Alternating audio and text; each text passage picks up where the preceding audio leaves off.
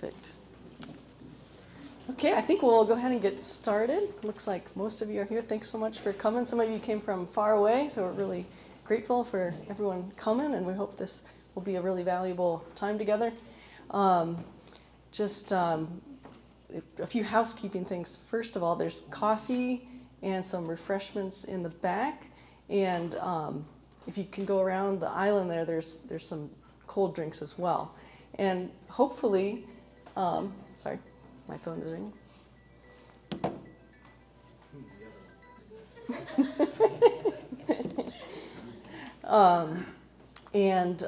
Sorry, I lost my train of thought. We should be getting some yummy cookies and treats soon. They were supposed to be here. They're not here yet. So let's all hope they get here so that we can have them for our coffee break. And then there's bathrooms across just through the doorway here, and drinking fountain and everything. So feel free to use those as you need. So we also apparently the guy who runs the facility, he's on vacation, and the only way to turn the heat down is on his computer. So if it gets too hot in here, let me know. And they said just open some windows and stuff, or some doors. So let me know if you're feeling a little warm. So, but we're really glad you're all here. We're kind of the goal of today is to equip you with some terminology for irrigation water management, just to feel comfortable with some of the jargon, and then Troy's going to share some tools WSU has, as well as other resources to help you kind of wrap your head around irrigation water management. And then we, at the Conservation District at Pierce here, we were contacted by Dale Maris about a year ago, and he had this idea for subsurface drip irrigation and introduced us to that. And so, long story short, we were able to find some funding for that, and then the commission purchased a subsurface drip injector implement for the district, hoping that a lot more people on the west side could use it. So we kind of wanted to showcase that new technology we're wrapping our head around and let you know about this injector implement that's available to use. So that's the kind of the second portion of today. And then we wanted to just provide a lunch for you all to hopefully encourage you to linger and just network with, there's a lot of CD and WSU providers in the room, and as well as NRCS.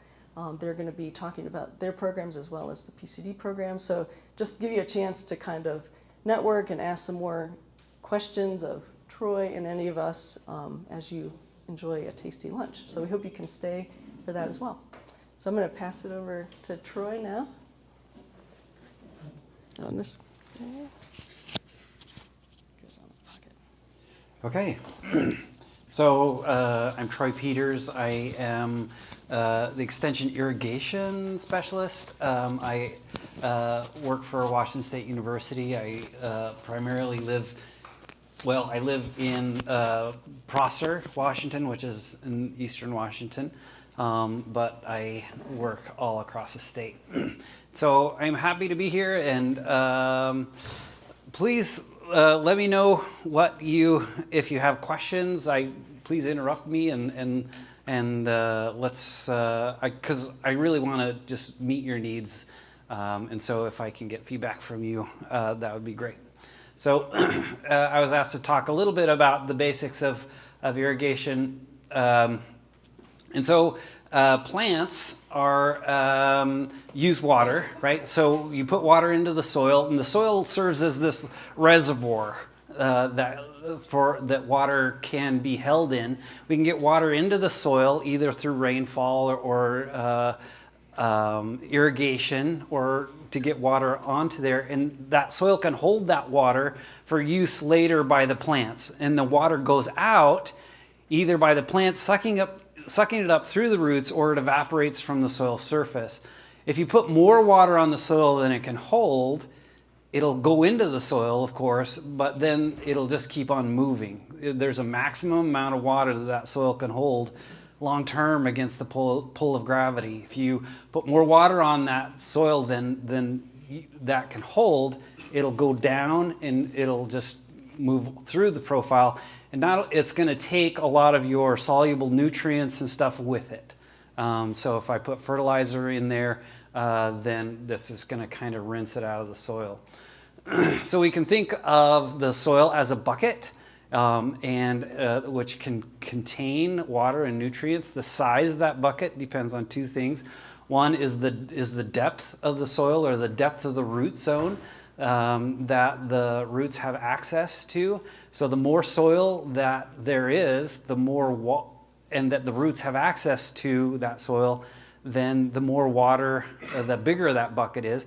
And then there's also the water holding capacity of the soil. Different soils can hold different amounts of water. Of course, a sandy soil can't hold very much water, while a silt or a clay or a soil with high organic matter content can hold quite a bit more water. So that affects the size of the bucket. So you can think about the width of the bucket as the water holding capacity of the soil, and then the depth of the bucket is kind of the depth of the root zone, or the depth of the soil.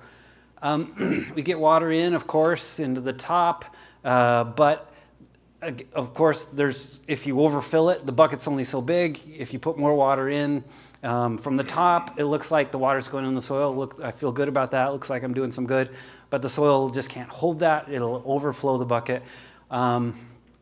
In order to manage irrigation, we need to know how big that bucket is, and we also need to have some sort of an idea of where the water level is in the soil, so that we can time how much and when to put that water into the soil in order to fill that up without overflowing it. So in order to do that, we need to know how much water is going out, or the evaporation or transpiration, crop water use, how much is leaving the bucket. And if we can model that, how much water is leaving, then we can have an idea of how much water to put back into the bucket to replace the water that's been lost. A common misconception is, I have a small bucket, right? So I have a sandy soil, or I have this rocky area of my field. I always see water stress there, so whenever I irrigate, I'm going to apply twice as much water because it just needs more water in that area. The problem is you have a small bucket, and if you put twice as much water on there, you're going to overflow all of that water out of that bucket. If you have a small bucket, you need to irrigate twice as often and with half as much water, right? You need to water more frequently, but in smaller amounts. So some of these methods, like drip irrigation or these other types of methods, allow you to get back to those areas more frequently.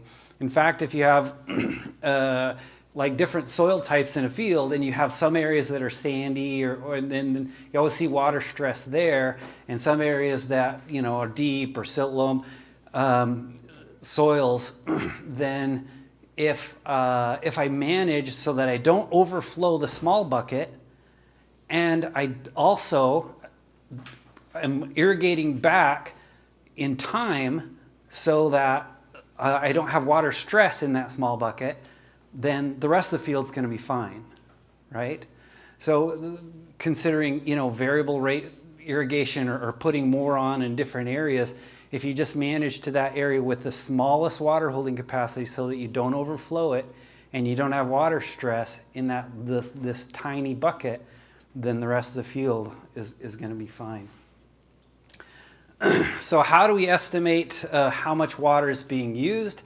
We have models that use weather data. So we can measure wind speed, solar radiation, air temperature, the humidity, and also rainfall. And then we can use all of that data to estimate how much water a reference crop would be using on that particular day. So that's, in this equation, we say reference ETR. Reference ET is how much water alfalfa, usually what we use is alfalfa, is how much water alfalfa would be using on that particular day in that weather. So full-grown alfalfa, if we had full-grown alfalfa, this is how much water it would use on this day. So we have a model, so we measure the weather, and we can get reference ET, or alfalfa reference ET, for that weather. Then we multiply that amount by a crop coefficient that's specific to that crop and that crop's growth stage. So little baby corn doesn't use very much water in reference to alfalfa, so we'd have a very small crop coefficient, but as it gets bigger and it gets taller, it uses a little more water than alfalfa, so maybe our crop coefficient is 1.1 or something like this. So that crop coefficient changes over time. And so those crop coefficients theoretically are supposed to be kind of climate independent. So I can say, okay, I'm measuring the weather and we're watching how that, so this is reference ET over a typical season. A couple things you can see, it bounces all over the place. And this is because weather is variable, right? So we have hot, windy days, and then we have cool, overcast, drizzly days where there's just not a lot of energy available to evaporate water from plants or from the soil surface. The plants don't use that much water on those days. However, on the hot, windy days, I'm out there and I'm chugging water like crazy. Your plants are too. And so, so it changes all over the place. And then the other thing you can see is that pattern, right? Because early in the season, it's a shorter day, it's cooler, it just doesn't use as much water as it does during July and August. Plants use more, and that's because there's just more energy available, you have longer days, and so you see that change over the season. So we need to modify our weather, our irrigation in order to account for these weather changes. So this is what reference ET would look like over a season for alfalfa. Here's what a typical crop coefficient, it's not exactly like this, of course, it's smooth and stuff, but we just estimate it using these 1, 2, 3, 4, 5 points, because usually, like when corn pops up, it just grows just a little bit, and we just have the water of evaporation from the bare soil and that baby corn, and then after a while, it starts growing, and then it gets bigger and bigger and bigger. So we have that growth stage, and then usually at some point it's tall enough and the plants are big enough where it's capturing all the energy that's available for growth and for photosynthesis. Usually that's when the rows close. If I look over the top of a plant, you can't see soil anymore. This is when they're fully grown and it reaches a peak, and then it goes flat for a while. And then some crops, like let's say I'm growing field corn and I want it to dry down and it'll start to senesce and turn brown and put all its energy into those seeds. Then it'll start dying back, and then it'll have this downward slope toward the end of its life cycle. So this is kind of, if we have those 5 points, we can take 5 dates, which is the emergence date, the canopy exceeds 10% of the field, the full cover date, then the initial maturation date, and then the harvest date or the first frost usually. Then we take those 5 dates and we can take those 3 points, and then we can define a crop coefficient curve for most crops and get close with it. The other thing we need to know is that, so a completely full bucket, the maximum amount of water that soil can hold long-term against gravity, that's called field capacity. So field capacity in a 100% empty bucket, so dry that the plants can't get any water out of that and they're gonna wilt and die. So that's called permanent wilting point. That's an empty bucket. There's still water left in the soil, but it's just so tightly held by the soil that the plants can't get access to it. So between field capacity and permanent wilting point, that's our total available water. That water is available to the plant. So at field capacity, as it starts to dry down, the plants have no problem getting all the water they need. So they're fat and happy, they're just growing like crazy.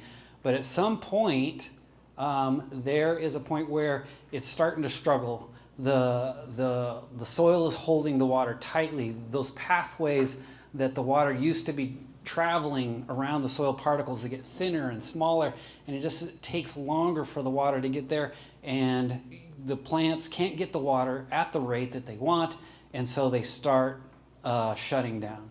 They have these little openings in their leaves called stomates, and then those will close in a self-defense mechanism, because if they continue to lose water at that rate, then they're going to die quickly, and they don't want to die, so they're rationing their water, so they'll close their stomates. A lot of times the leaves will curl. They're trying to get out of the sun to reduce the water loss. They'll wilt down. Again, this is because of the loss in turgor pressure. There's a whole bunch of things that the plants will exhibit signs of water stress. They're using less water, and they're all so that the water stress reduces the water use rate. You're also losing your yield potential. It's not growing as fast, it's not as healthy, it's not doing what you want it to do. So that point where between field capacity, FC, field capacity, and between that wilting point, where we say, okay, that's the cliff, that's where it's going to start to fall off, we call that the management allowable depletion, MAD, or maximum allowable deficit. And then usually we say that's a % of our water holding capacity. And so for most crops, it's like 50 to 60 to 40%. So some plants are very sensitive to water stress, like potatoes. Most vegetables don't like water stress. They don't want, so you can only deplete like 30 to 40% of that soil water, available water, before you start seeing yield loss. But some plants like grasses and alfalfa and corn and stuff, they're pretty drought tolerant. Wheat, they can take water stress for quite a while before they'll start to fall off. So we kind of define that term at different places for different crops. So if we plot the soil water content over time, so on this x-axis, that's time, that's days of the year. Field capacity, that's full. You can't exceed field capacity because it'll go out the bottom of the profile.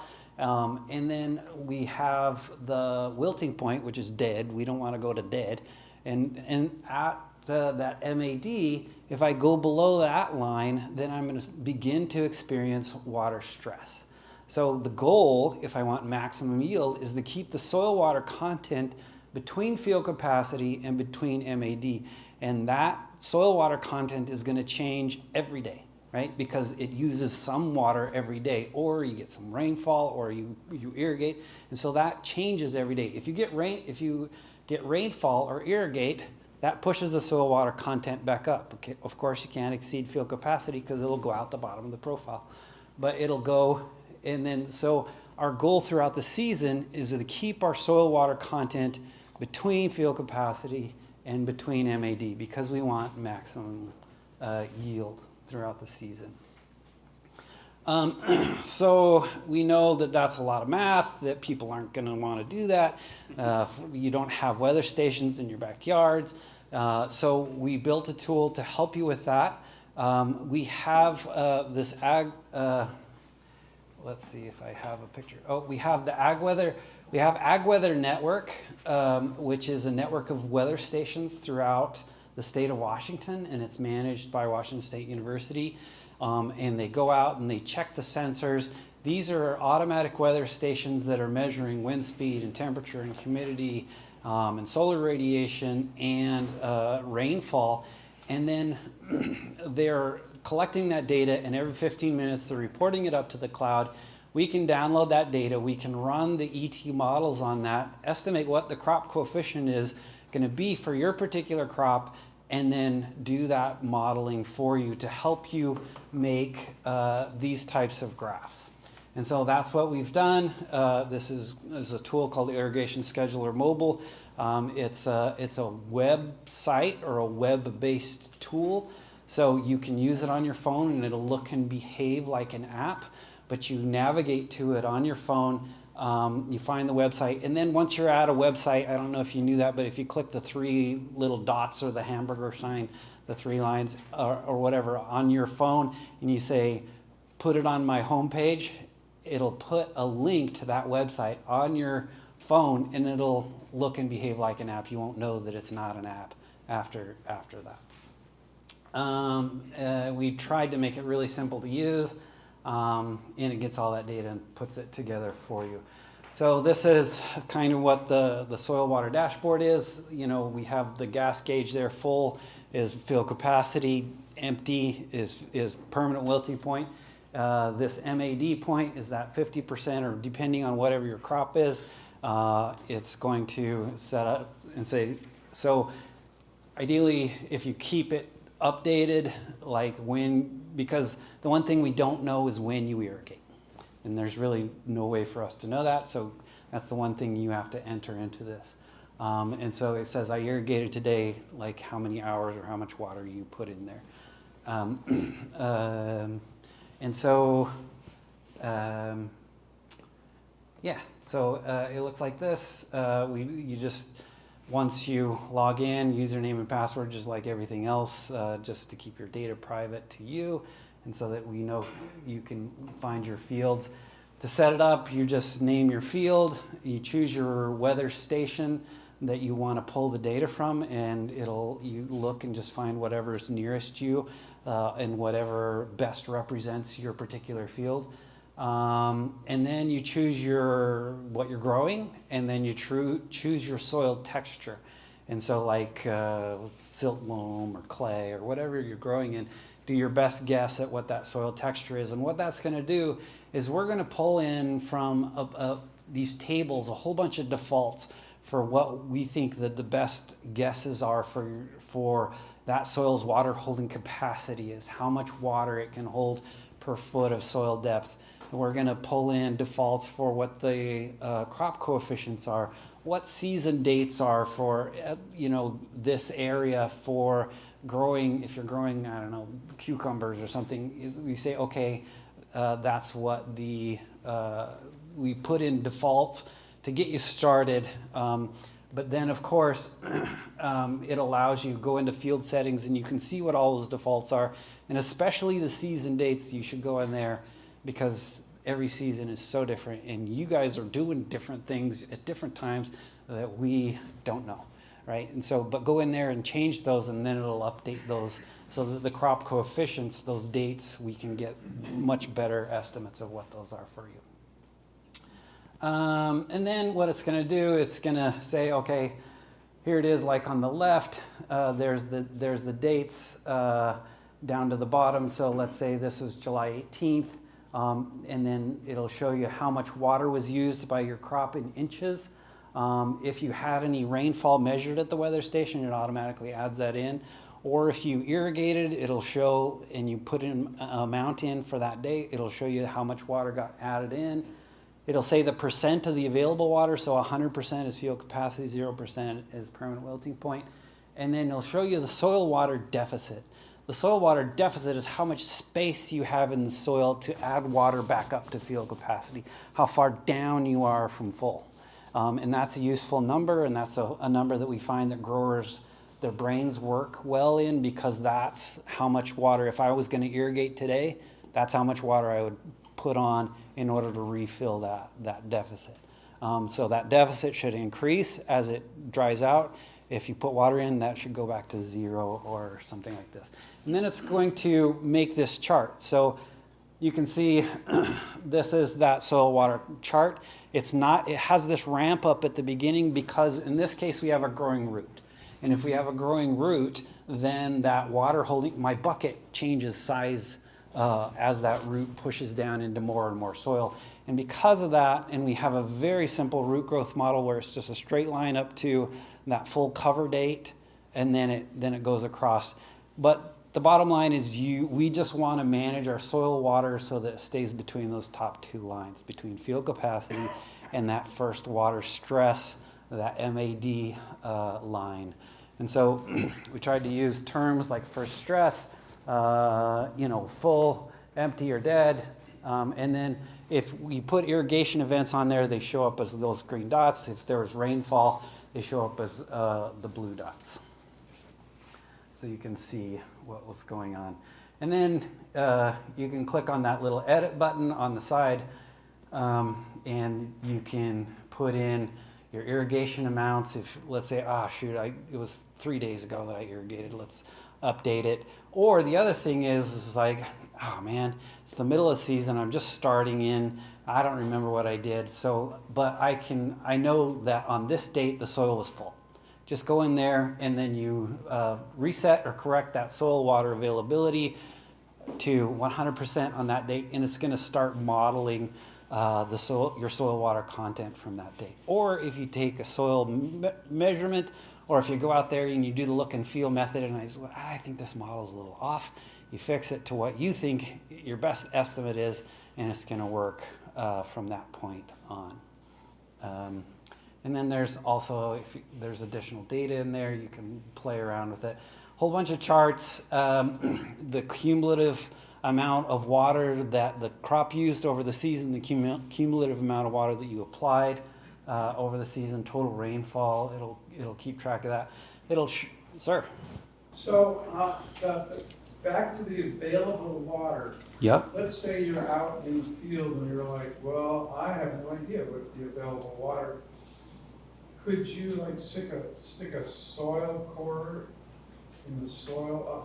How would you determine, or at least roughly estimate, other than just eyeballing it? Okay, so the available water content. So that is a function of the soil type, right? And then and for this tool, we just pull from a table of defaults based on your soil texture. Is that right? Probably not. Is it going to be close? Probably close. But so we don't know for sure. If you know better than us, you can go into the field settings there and you can fix it. How do you know for sure? There's a lot of ways to do it, and none of them are very accurate. So remember the crop coefficient, it'll show you that curve, whatever it is, and then the root zone depth, that's that red line on the left, and then the soil water content, how that changed throughout the season. It'll give you all this data. If there was water stress, or if there was, because of too much rainfall or something, there was deep percolation, because it can keep track of that.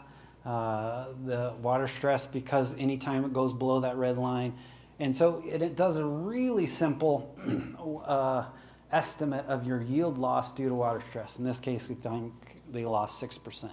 And that just has to do with very linear, simple estimates of yield loss based on, the ET reduction compared to what it could have been.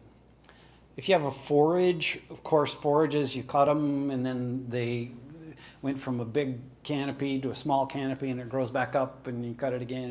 And so it knows which crops are forages, and it'll whenever you put in the edit, it'll say, did you cut today? And if you did, you click the box and then it'll say, okay, and it'll cut it and it'll adjust that crop coefficient back down for that forage cutting date. You can see on the right that it has that little squiggly. It shows the cutting dates on that graph.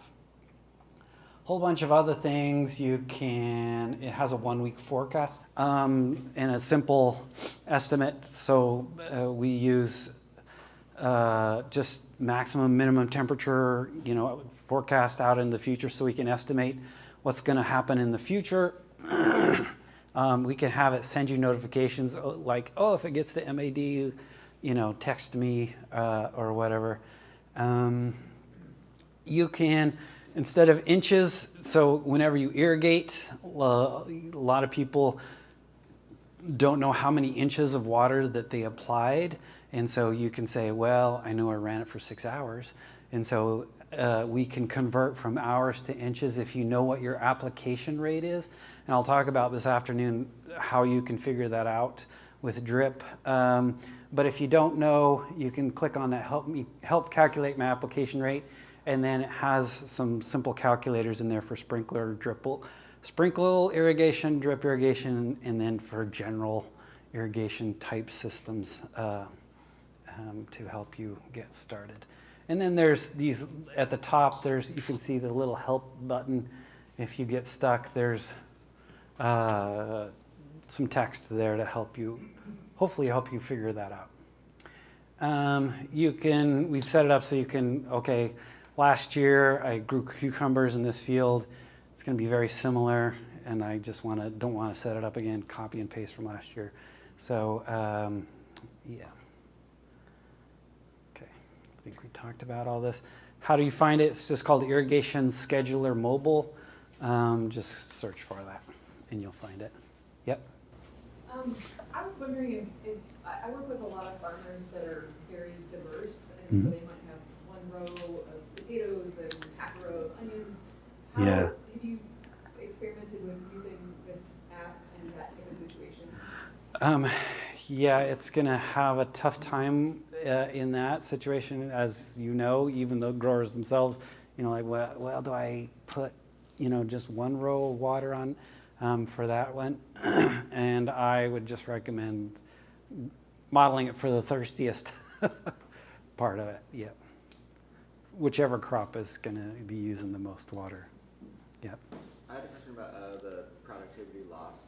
How does that do with calculating like forage or pasture? It'll work the same, which is basically whenever you get in that below that past MAD, and it just assumes that your yield loss is linear with the crop water use loss. So yeah, and it'll work the same. But yeah, these are both great questions. So the question was, does it represent soil depths? And the answer is no. And it assumes it's all one bucket. And that's a simplification that we know. There's a whole bunch of other things that we know that we are simplifying, like there's salinity issues, there's a lot of different things that affect, but we erred on the side of simplicity so that people can use it. Already we know that it's still kind of complicated for people to use, so yeah, we didn't do that. That is relevant, and there are models that measure, that can estimate changes with soil water, with the depth in the soil. To your question, if you wanted to pick one depth that you could use to kind of estimate or compare with this, you would just want to be somewhere in the middle of the root zone that modeled most of the roots. And my guess is about 1/3 of the root zone depth, the total, because most roots of crops are near the surface and there's fewer down deep, so about 1/3 is my, and every crop's going to be different. Some have a lot of very shallow roots and they just don't go deep after that, and some have, like alfalfa has got that tap root and it just goes really, really deep, but there's just not a lot of roots down that deep.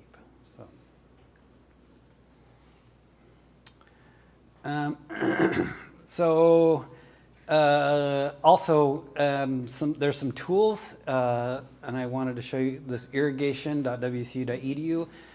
There's a lot of calculators on there. One of the important things for everyone is to know what your application rate is.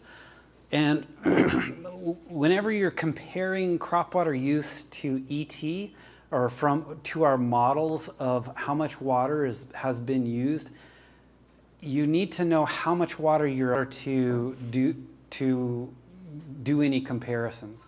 So let's say over the last week, I know that my crops used 0.9 inches of water. Well, how long do I irrigate to replace that? You need to know what your application rate is.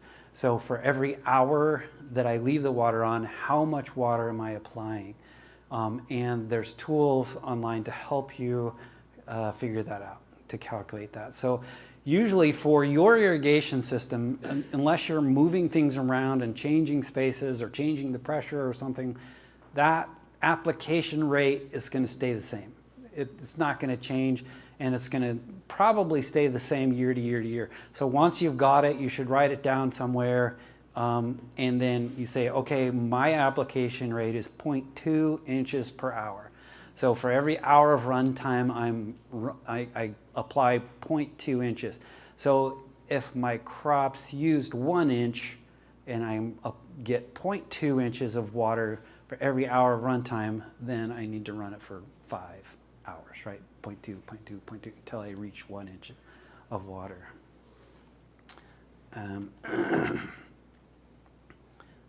There it is. And then I can talk really quickly about soil moisture sensors. I know there's lots of questions about different soil. This is kind of a research tool. This is different types of soil sensors. Neutron probes are kind of the gold standard. The bottom line is it's a research tool. It's really hard to use because it's uses a radioactive source that's not dangerous, but it's a reportable quantity, which means there's a ton of paperwork and rules associated with it. Capacitance probes are probably where most sensors are that measure soil water content. There's two things you can measure. Soil water content, which is the volume of water that's in the soil, and it's going to give you numbers like inches of water per foot of soil, or inches of water per inch, or percent of water that the soil has in it. Or you can measure soil water tension. And soil water tension is how hard the soil is pulling on the water. So if I bury, and then you can see, can you hold up the soil, the tensiometer there?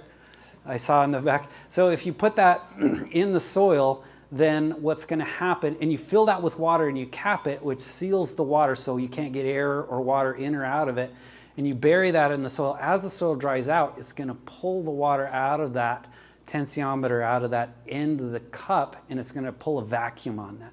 And so that shows you how hard the water is pulling on the soil. So soil pulls on water. So I can, if I dump water on the table here and I take a dry rag, I can suck that water up into that dry rag. The soil works the same way. It sucks that water from the dry area, from the wet area towards the dry area, and it'll suck a vacuum into that. So that's soil water tension, and you can measure that directly with a tensiometer. So capacitance probes, they measure electrical properties. I can go into it, but it just doesn't matter. It measures the electrical properties of the soil, and that are a function of the soil water content. So they're measuring how electrical fields get transported through that soil medium. And so here's different types of them. The problem with, the good thing about this is it gives soil water content. So if I wanted to have a number that I say, well, my soil water deficit, I want to measure what my soil water deficit is in my soil. How much space do I have in the soil?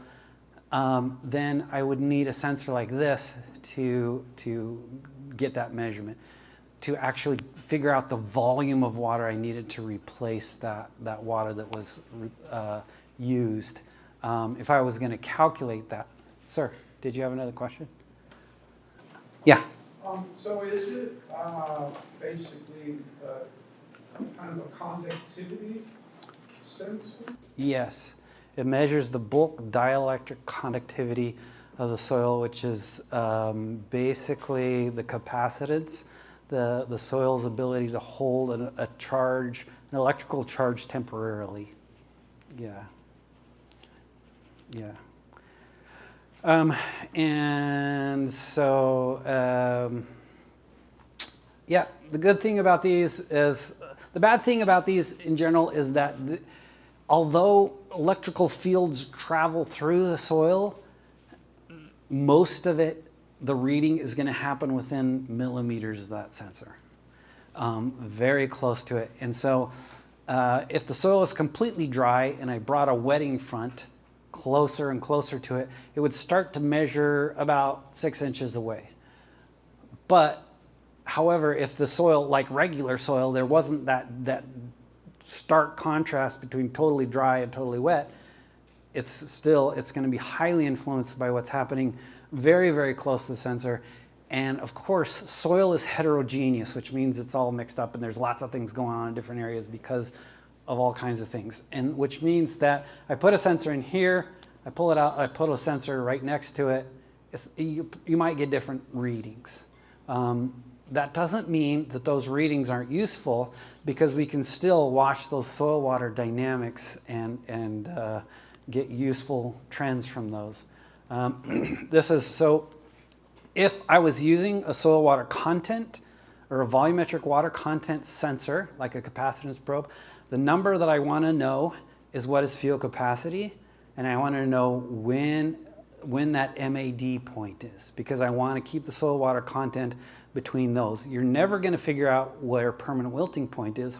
Hopefully you don't, because you'll have dead plants. You want to know those two lines. And how do I figure out where that field capacity line is?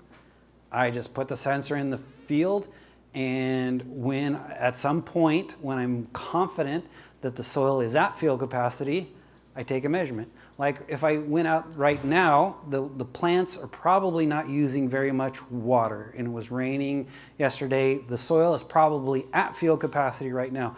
Took a measurement right now, that's a good guess of where field capacity is. Then you want to know where that it's going to begin to drop off.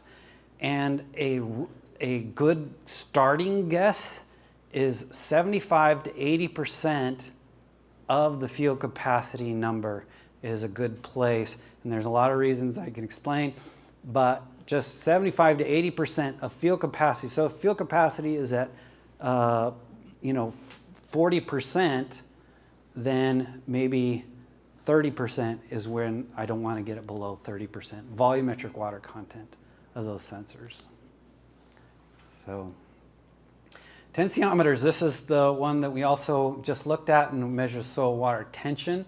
That porous ceramic tip, because of the water's surface tension, it likes to stick together to other molecules. If I have that tip, if it's wet, then, and as long as it stays wet, then you can't suck bubbles into it, regardless of how much vacuum is inside of there. So the soil will pull water out of that tip and create a vacuum that you can measure directly with a vacuum gauge.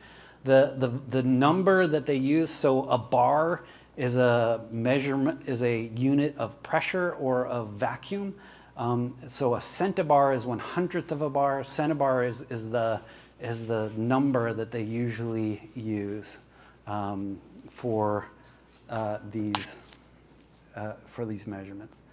The good thing about tensiometers is they give you, so this soil water tension, that's the same force that a plant has to overcome to get that water away from the soil. So it's measuring the same thing that the plant is struggling against to get water away from it. They are less expensive. They're fairly well studied and used. They're not affected by salinity. So if I'm measuring electrical properties of soil, and then I have like salty area, if I put a lot of fertilizer on or something, that's going to change the electrical properties of the soil, and that might affect your readings. Not with tensiometers. And the only thing is it gives you an idea of when to irrigate. It's really tough to know how much to irrigate. And then so because I put water on, I can see that it went down. I don't know if I irrigated too much or if, it's a little bit of trial and error to figure out how much to irrigate in order to replace that water. And then there's these resistance type sensors that also measure the soil water tension. These are probably the most commonly used soil moisture sensor just because they're cheap. It's just measuring resistance in a piece of gypsum. Gypsum is what's in wallboard.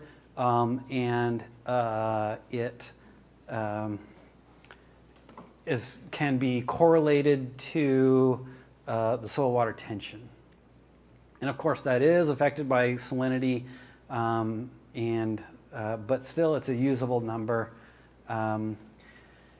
If I was going to use tension-based sensors like a tensiometer or these resistance type sensors, which are watermarks, or sometimes people call them granular matrix sensors, but watermark sensor is the name brand. I would start at like 30 to 50 centibars as a starting point, as a first guess as to when to irrigate. And then if I was going to impose stress for whatever reason, then you would want that number to be higher, like 80 to 100 centibars or something. And then correlate those numbers to your crop condition. This is probably the best thing, is you want to put a sensor somewhere and you want to leave it there.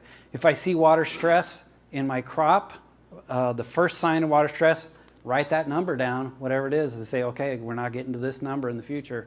And just do it that way is a pretty practical way to use that. And then watch that deep sensor and have one, because that'll tell you a lot about how much water you're applying, if I'm completely refilling the soil profile, if I'm putting too much on over time.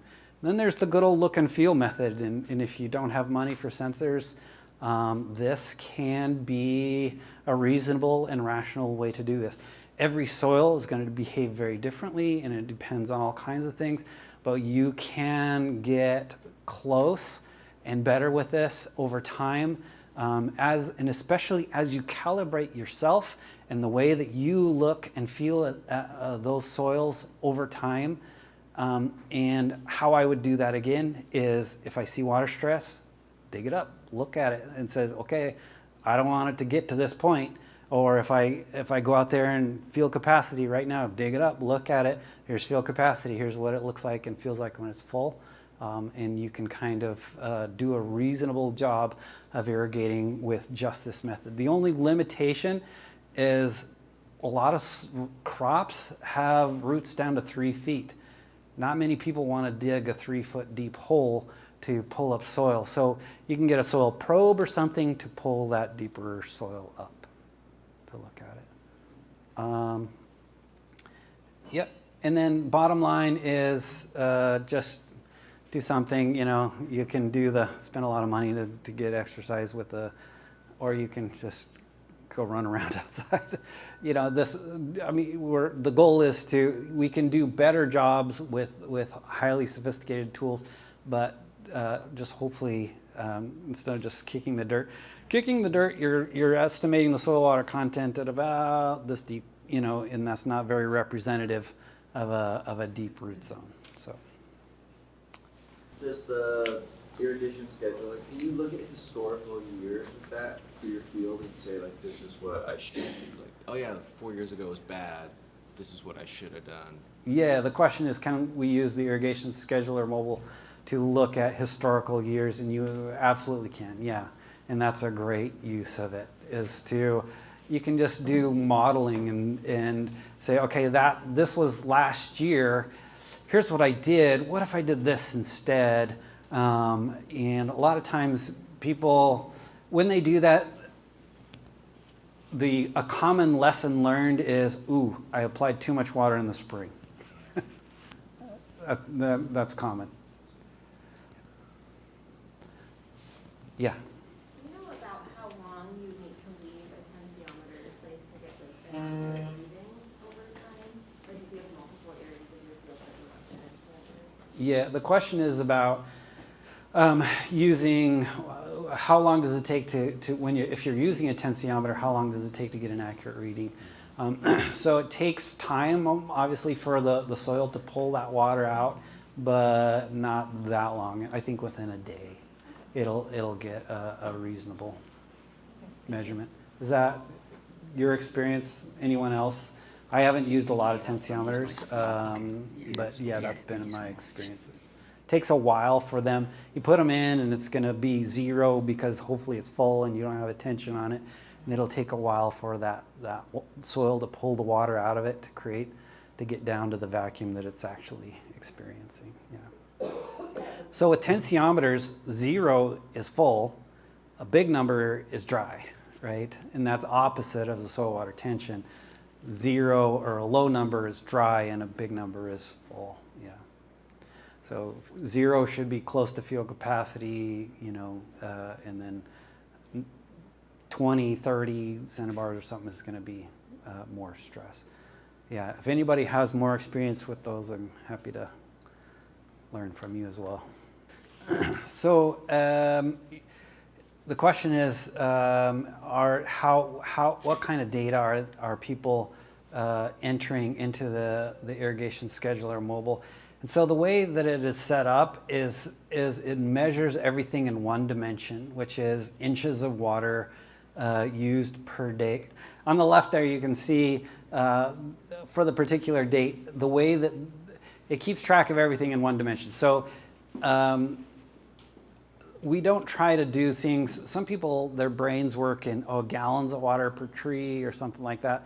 That's really difficult to do with irrigation, so we do things like you do rainfall and snowfall, which is in one dimension. How many inches of water fell, how many, that way we don't have to worry about the area. You can, of course, multiply by the area and get a volume, but we do everything in inches of water per day or inches of water applied everywhere. So if you don't know what that is, you can use those calculators to figure that out.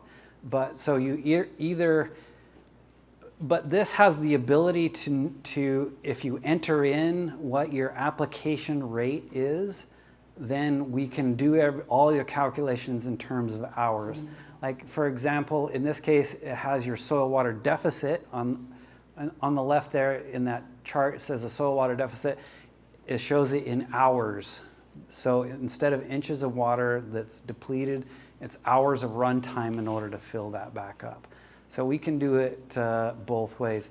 The other thing you can do is you can reset your soil water availability to that particular percent.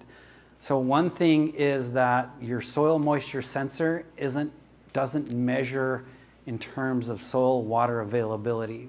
We use soil water availability where 0 is permanent wilting point and 100% is field capacity. The problem is at 0% permanent wilting point, there's still water left in the soil. And so your sensor is going to read something like 10% or something like that. And for field capacity, your sensor is going to measure by volume, which is percent of the total volume. So, but of course there's soil in there and there's little air pockets and there's other stuff in that volume besides water. And so a field capacity is going to be something like 35 or 40%. One thing in the settings, if you want to compare to a soil moisture sensor, you can go into the field settings and say, do it this way, instead of percent of the available water content, do the volumetric water content, and it'll show those numbers there. In that chart, it'll give you the numbers in a number that you can compare to a volumetric water content. Again, you can't compare to a tension, but to a volumetric water content number.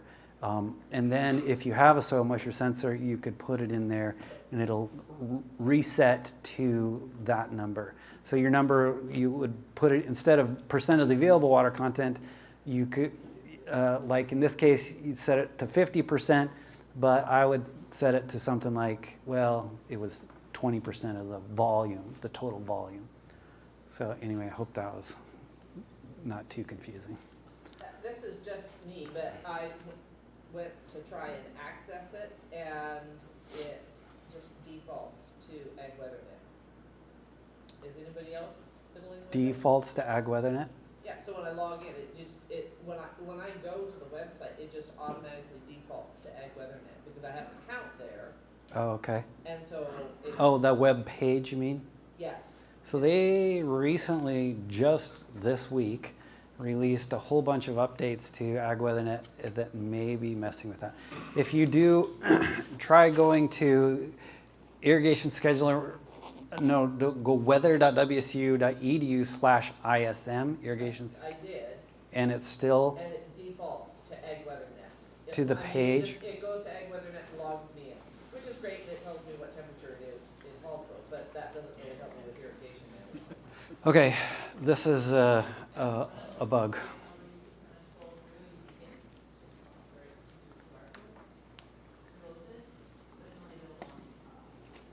Yeah, okay.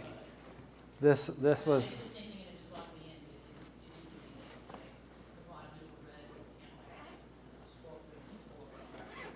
okay. So I'm not hearing that very well. What? So what I think what she's saying is you go down through the menus and you go on the tools, ag weathernet tools, and it'll do irrigation, and it should go to here. So when I first walked into Ag Weathernet, at the bottom there's a red panel, and it has that over arrow, and you kind of scroll over, it will bring you to a QR code that will load the whole app. It's only available on Apple right now. But I haven't seen it, I kept logging in and it wasn't giving me the mobile version. But if you go down here and you go over eventually, the last one brings you a QR code. Yeah, I'm gonna talk to the developer and we're gonna get this fixed so you can do it the old way, because that's, yeah, it's just so much simpler. I don't think the home screen thing is gonna work if we don't have it working that way. So again, they just released these updates on Monday, and so we need to fix it. Yeah, I apologize. Sir. Okay, so the question I have, right, if I get a handful of soil, Yep, that's my bucket. yep, It depends on how much water I put on that soil, that's my capacity. how much the water the soil can hold, yep. Right. So the question I have is, I should be able to take my soil and figure out what that capacity is based on the type of soil I have, to make sure that I don't under irrigate or over irrigate, to figure out how many inches I need. So if my assumption is, if we don't get rain and I need to irrigate, if I know how many inches my bucket is, which is the soil, then I want over or under. Yeah, yeah, yep. That's the goal, and if you're digging up soil and then trying to estimate how much water is in that soil at any particular time, then that you're gonna have. Well, my assumption is, once I get my soil tested, know what kind of soil I have, and scientifically know what the capacity of that soil is, Yep. then I can figure out based on how much I think my plants is taking up out of the soil, how hot it is, versus to make sure I stay hydrated. Yep. Okay. Yeah. So, yeah, the soil will give you you can get a test, actually, as Terry says, which will give you a good estimate of what the actual volumetric water content is, or how much water that soil can hold. But the problem is, whenever you disturb soil, it changes how much water it can hold. So it's also a function of the soil structure and compaction and some other things. So if I dig it up, it's going to be different than if I left it in the ground. And if I till it, so it's not super straightforward, but it'll give you a good starting point. So the bottom line is, I think you should just do your best with your best estimates in this. So for example, if I use this app and then I went into the field settings, and if I have a better estimate of what the soil's water holding capacity is, then the defaults. So if I chose, okay, a clay loam, and it's going to pull in some defaults for what clay loam is. Those are defaults, and we know that water holding capacity changes with soil structure and texture and all this other stuff, and it's just a best guess. If you have better numbers, we can put them in there. And what that's going to do is it's going to say, okay, this is how much water that soil can hold, like inches of water per foot. Usually that's the numbers we use, so inches of water per foot of soil depth. So you just multiply by your soil depth. So let's say I have a 3 foot deep soil root zone, and it can hold 2 inches of water per foot.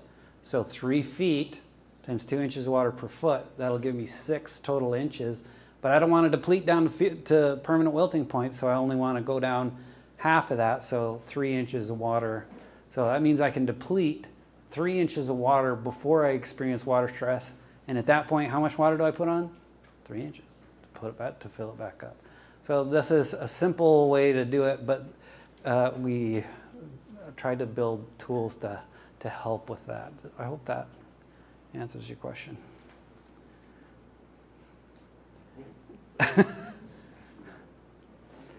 Okay. Yeah, I'm happy to chat. So you know my goal is just water conservation. Yeah. I don't want to use too much water. Yeah. Versus not enough water. So just to figure out what that water rate should be, and I think that's. Yeah. Yeah. Another simple thing is just dig a quick hole, before you irrigate, and if it looks muddy, then hold off. Yeah. Yeah. That's a. Yeah. Yep. So is there variability between no-till systems and tillage systems? Yes, definitely. The question is no-till versus tillage systems. Tillage changes the soil's water holding capacity, changes the porosity of the soil, and it changes the soil structure. Soil structure is the clumpiness of soil, how it kind of clods up and groups together, and soil structure is a very good thing, because when soil particles group up, then what happens is it makes bigger pathways between those clods or groups within the soil. You can't really see most of it, but that's a good thing because it allows water in better, it allows air in, it allows roots through it, but you can still have that same water holding capacity, still holds all the water within those soil particles and stuff. No-till is great for your soil. So every time you till, people like it because you till through it as a dry field, and now it looks all brown and looks great and looks fertile. Well, it's because you're letting all the water out by letting it all evaporate. It also exposes all the organic matter to the air, which oxygen and organic matter makes organic matter disappear. So the more you can avoid tillage, the better off it's going to be. Can you put like cultivation passes into this? Does it? No, we. That you cultivated 2 inches, so that's going to dry out a lot quicker. Yeah, a rule of thumb is it's not a ton, but it's about 1/10 of an inch per. For just evaporation from the tillage. And I know tillage, I'm not a soil scientist, but tillage gets used to control weeds and to make a good seed bed so you have good soil to seed contact for good germination of your seeds. If you can do those two things without tillage, you're better off not doing it. Yeah. So a bunch of us are like working really hard to increase organic matter in our soils. Yeah. To what degree does year over year increases in organic matter through the application of compost, for example? To what degree does it mess up your basic parameters as well? So the question is about how does organic matter change irrigation?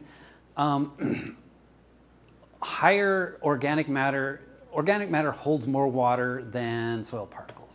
Soil is just little tiny bits of rock, and how it holds water is water sticks to things. Like if I dip my finger in water, it sticks to the tip of my finger, right? And it sticks to soil particles, and then it sticks to the other soil particles, and then that's how it draws water into it. Organic matter holds more water because not only does it stick to the organic matter, but it can also absorb into, and it has more porous things. Anyway, organic matter improves the water holding capacity of soil, but it does it just a little, and it's within the margin of error for most of this stuff. So a peat muck soil is going to hold a lot more water than if there was the same soil without any organic matter, but it's really difficult to increase the organic matter to that content within a reasonable time frame for this to matter.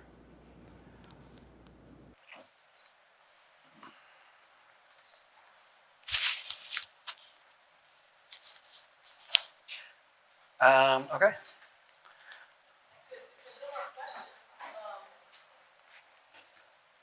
I'll just highlight really quick the tensiometers that we have available. LCD. These are available to borrow. We've got the aerometers at 2 different depths. We've got 7 of those, so you're welcome to use those. And then we also have more of an instant read that we just got, and that you just stick it in the ground, and it'll give you an instant read. And then there is, Troy's given us a formula so that you can convert this to available water percentage, and you can plug it into the mobile app there as well. So feel free to take a look at these while you're not prepared for lunch. And also, I wanted to know what's been really helpful for me with the mobile app is that WSU has a blow-by-blow tutorial that you can print out, and it'll walk you through how to do everything, and so that's really handy. So if you're wanting to really have the in-depth blow-by-blow, that's available, and those links are in your resource packet as well. So, good question. Yeah, great question. So growing in greenhouses kind of messes everything up. Because not only are we not getting rainfall, but also the weather is completely different inside the greenhouse than it is outside where that weather is being measured. So if I was in a greenhouse, I would just use either soil moisture sensors or the look and feel method instead of ET-based irrigation scheduling, to be honest. It's just, greenhouses it just messes everything up in terms of the way that this is set up. It's meant for outdoors and big open spaces, yeah.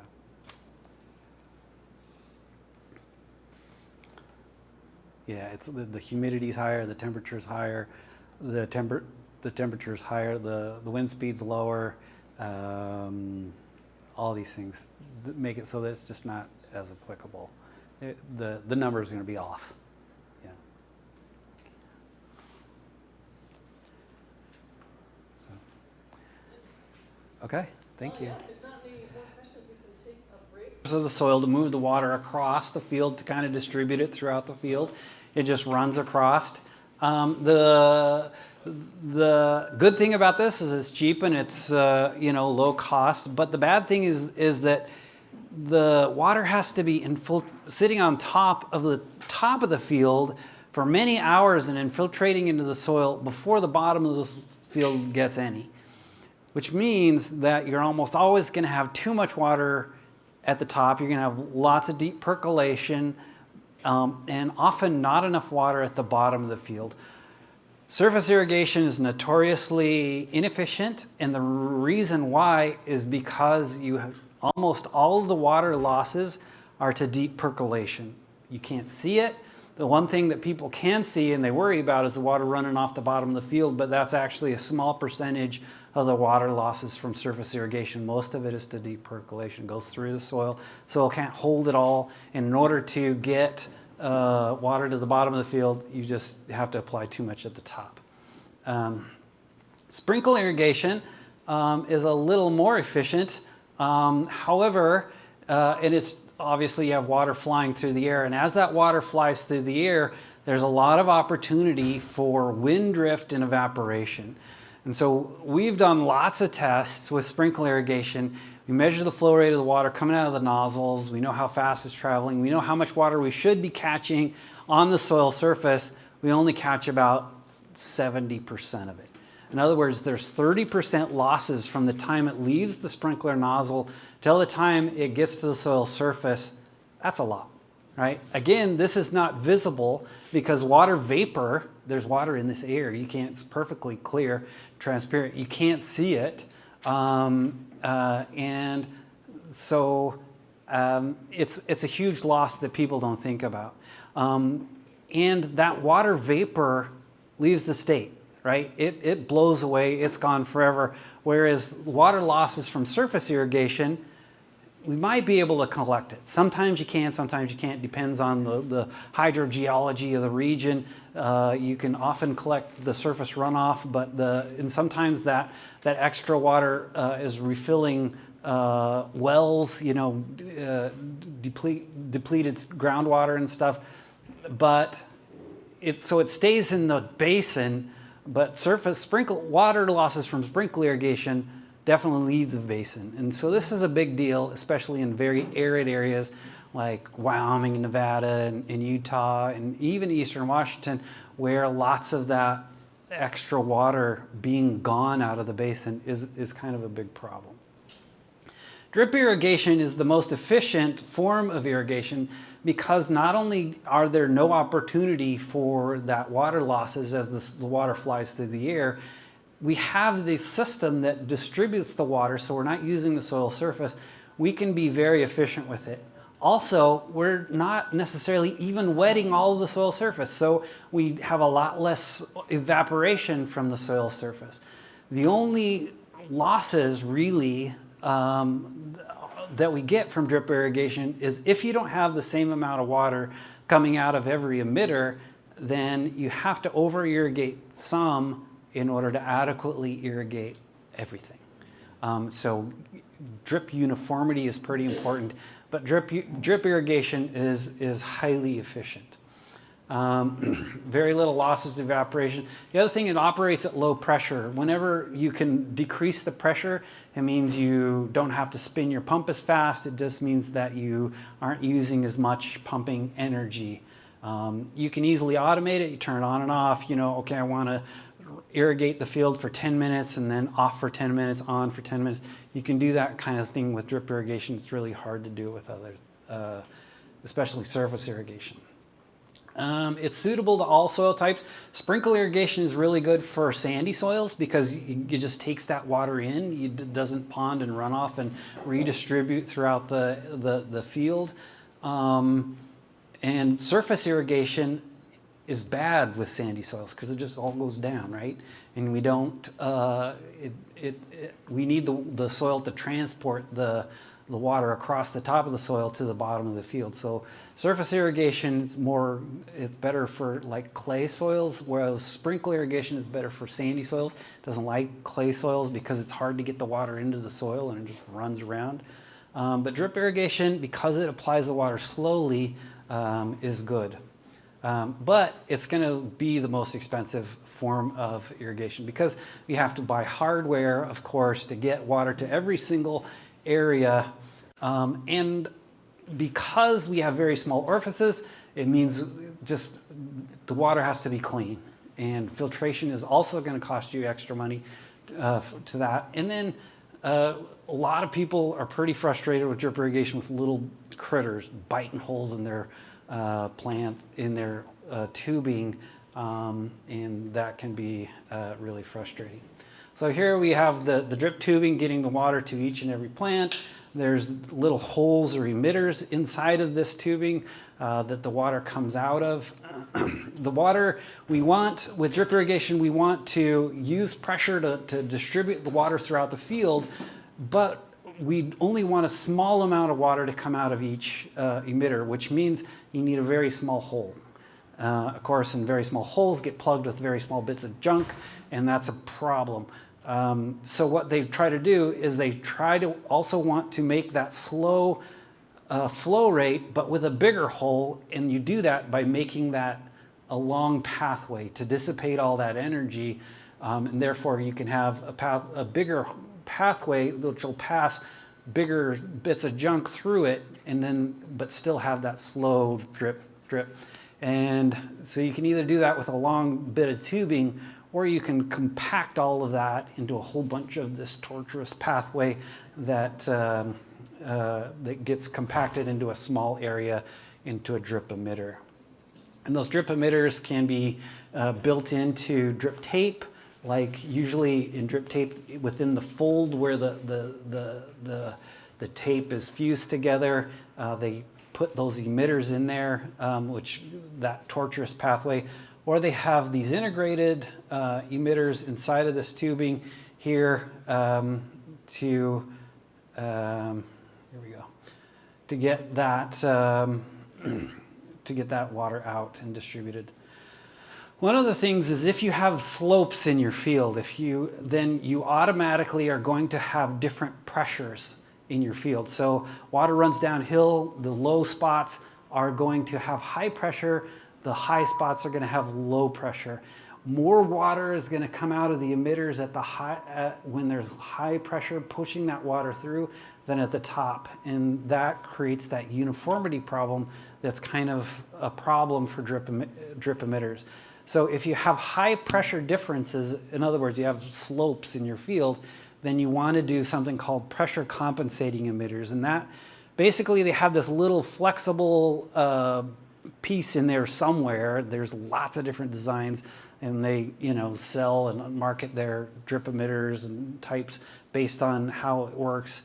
But when the pressure increases, it presses that flexible membrane up against the outlet of that emitter, so that regardless of the incoming pressure, you get about the same amount of water out the bottom. So that means that if I have slopes, especially in orchards and vineyards, they want to design those things on slopes because for frost control, because that cold air will drain out instead of sit there and pool and cause damage to their fruit, their buds. And so they have those slopes, and then even at the bottom, you're going to get about the same amount of water as you do at the top. One thing is that with sandy soils, we're relying on this difference in the soil's matrix potential, or that the soil's pull on water. And so again, the drier it is, the harder it's going to pull. But sandy soils just can't move water sideways as far as a silt or a clay soil can. So most of the water in a drip field, the water's going to go, in a sandy soil, with drip irrigation, the water's going to go down. However, with silt loam soils, it's going to move sideways a little more. The other thing is, on the soil surface, I see a wet spot about this big, but if you dig around outside of that, beneath that dry soil around the edges of that wetted spot, you're going to find water. So it moves, the wet spot on the surface may not coincide with how big that wetted area is underneath the soil. Here's just an example of an experiment did in sandy soil as well as silt loam soil. And you can see that each one of those lines was drawn at an equal time interval throughout the test. And you can see with sand, it just moves down. It's moving fast. It moves down, whereas with the silt loam soil, it moves slowly and it moves sideways a little bit more. This was similar to the question that was asked earlier. What if I, pulse? Or what if I irrigate every day for 10 minutes versus every 3 days for 30 minutes? What happens? Well, if you put the water on longer, it gives the water is going to move further away from that drip emitter. Whereas if you just put on every day what it needs, it's going to not move very far, and then the plant's going to use it up. It's not going to move very far, plant's going to use it up. So you're going to limit the size of that root zone over time. Is that a problem? Not necessarily. The plants, as long as it has the water and the nutrients that it needs when it needs it, the plant's going to be fat and happy. But if something goes wrong, I have a little teeny tiny bucket, right? And so my screw up capacity, if things go wrong, I'm going to be in a world of hurt very quickly. Also, not only water holding capacity with a larger root zone, but also the cation exchange capacity, or the soil's ability to hold nutrients, also increases with a larger root zone. So in general, people prefer larger root zones. Do you need it? No, but there's just less mess up ability there. The components of a drip irrigation system are, so we have the pump to pressurize the water. You have some sort of a backflow prevention device, so that if you're injecting chemicals, which I honestly recommend that you try to set up, if you're doing drip irrigation, you should probably try to set it up so that you have the ability to inject fertilizers or any other chemicals that you're adding to the water. If you're not doing that, good for you. But if you are, it's a great way to use that, so that you don't have to spread that on. You have the system that's already distributing water everywhere. You might as well use it to distribute your nutrients and stuff as well. Anti-siphon valve, and then you have some sort of filtration system, some sort of pressure regulator, so that because drip doesn't like high pressure. Most drip systems work at like between 10 and 15 psi. Most sprinklers operate best at like 50, 60 psi. If you have that high of a pressure, ideally you can turn the pressure down at your pump, but if not, then you have a pressure regulator, and then get the water out to the different systems. In this case, here's the header where it distributes water to the tops of these drip lines that goes down here. This has also a way to collect the water at the bottom and then put that also into a flush valve to get the water, to flush the water through, and I'll explain why that needs to happen. So filtration. This is, if you have drip irrigation, plan on spending money on filtration, because even if you have a well that's pulling up drinkable water, you still want to at least run it through a screen filter because if you get a little piece of sand or something inside of a drip emitter, it's plugged and it's plugged forever. You're not going to be able to get it out of there. You can only replace that with another emitter. So you really want to try hard to keep the garbage out of your drip systems. One way to do that in a cheap way is if you have some sort of a settling basin or a pond or something, if you slow the water way down, then all that the heavy stuff has time to fall down to the bottom, and the floating stuff goes to the top. And if I pull water out of the middle, then we're just going to leave a lot of that garbage behind. The other thing, you have screen filters. Screen filters, obviously, based on how tight that screen is, it's going to trap all that garbage on the screen. In this case, all the water comes down inside of the top. It goes through the inside of this screen, which this would go inside of here, and then it would go around and out this other side. A lot of these screen filters have a blow-through valve, and what the purpose of this is, if I open this valve, then the water's going to go through the inside of that, and it's going to move fairly quickly, and a lot of that garbage, not all of it, but a lot of that garbage is going to come off the inside of that screen and just blow out on the ground or wherever that's going to head to, and that can save you a lot of cleaning the screens. The good thing about screens is they're usually cheaper, but the bad thing about them is they have to be cleaned. And there has to be some way to clean them, and usually that involves somebody pulling them out and spraying them off, or brushing them off or something. And it depends on how dirty your water is. I irrigated for a while and I had to clean my filter every day. That gets old. So the water comes in, goes through the screen, and it goes out, and a lot of times there's a flush valve here. Here's this big barrel screen filter. There's the flush valve that goes through there. The bigger the filter, then the more water it can screen before it gets plugged. In this case, there's a lot of water going through it, and it was dirty water, and you only want to clean it every so often, and so they make it bigger.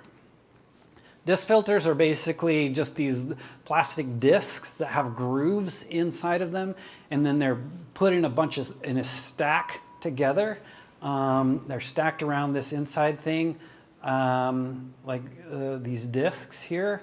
And then when the water comes in, the water pressure pushes that stack closed, and then the water, in order to get through, it's got to go through those grooves inside of those plastic discs in order to get to the inside of that. So it works similar to a screen filter, except that it's got a little bit of depth to it, not just the one surface that goes around like a screen, but it's also got a little depth to it. And the other thing is, if I run water backwards through this disc filter, that pressure will push this stack open. So this has a spring that holds it closed normally, but if I run water back through there, then the water pressure is going to open up that stack, and those discs are going to float apart, and it's going to allow it to blow a lot of that junk out. So I can clean it just by running water backwards through them. Sand media filters work the same way. It's just basically a tank. Most filters here are usually sand media filters for a lot of reasons. They do a good job of filtering the water out. It has not only just the one surface like a screen, but it's got a very deep surface that has a lot of area to capture a lot of garbage from the water before it goes out the bottom as clean water. These work by, they have the water going down through them, and then at some point there's this valve here that will push and it'll close the water from the inlet, and it'll allow the water from this clean one to go backwards through the sand and then blow this water on out through the backflush. And so basically what this does is the clean water comes up and it'll boil that sand up, lift up a lot of that garbage up out of the sand and blow it on out.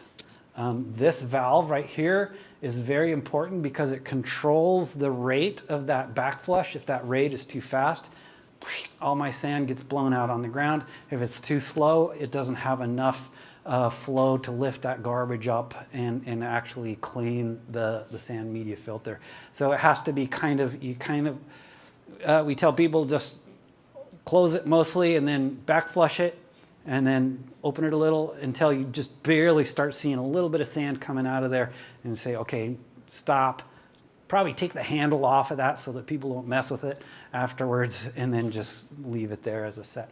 Also, for sand media filters as well as disc filters, if you're going to use water to backflush, to clean them out, you probably want at least 2 of them. Because one of those filters, and they need to be sized such that one has the ability to clean all of the water for the irrigation system as well as for the backflush, so that while it doesn't interrupt my irrigation system. Or if you have a small system and you don't need to worry about continuous operation, you got to shut the system down, backflush it, and then fire it back up. So here it is, the same thing. Those 3 operate. And then the 2 will provide water for the whole system and then provide water for the backflush for that.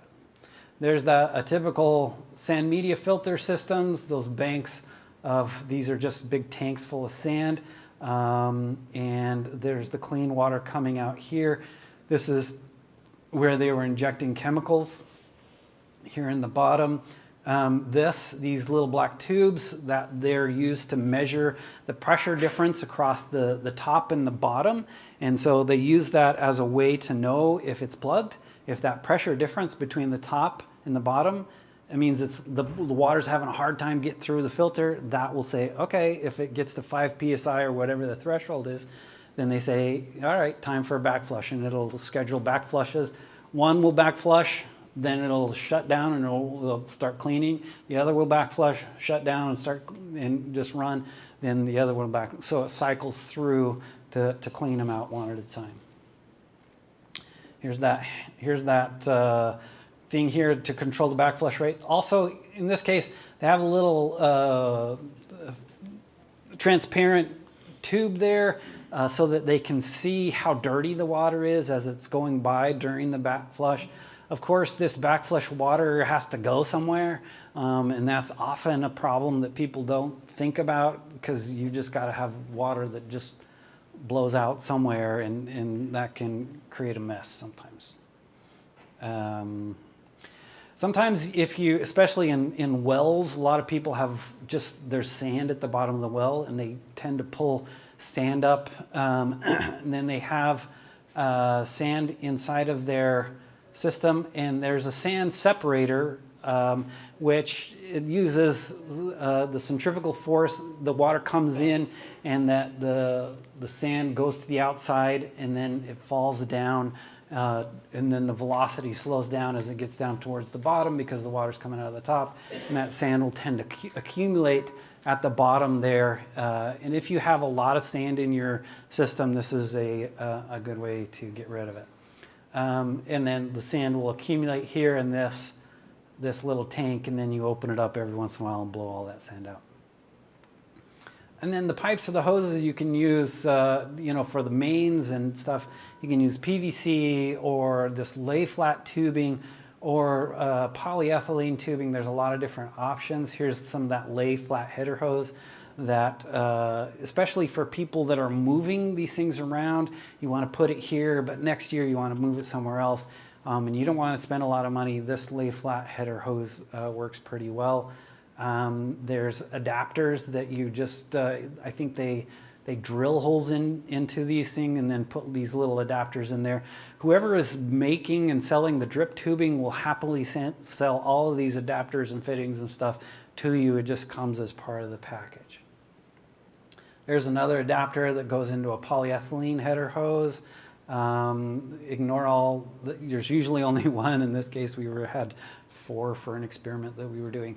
But you can see that that connects to that drip tape. Drip tape and drip tubing are kind of the same thing. Tape is just very thin-walled stuff.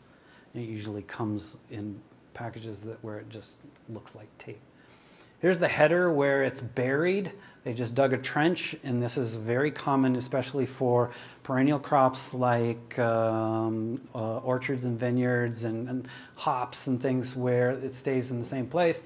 They'll bury the header hose, and then they'll use these tees or again, from the drip manufacturers, these adapters that'll connect into this, this header hose, and then it goes into this buried drip system that goes across there. In this case, the drip was laid on the soil surface. Here's another buried drip system, another buried drip system.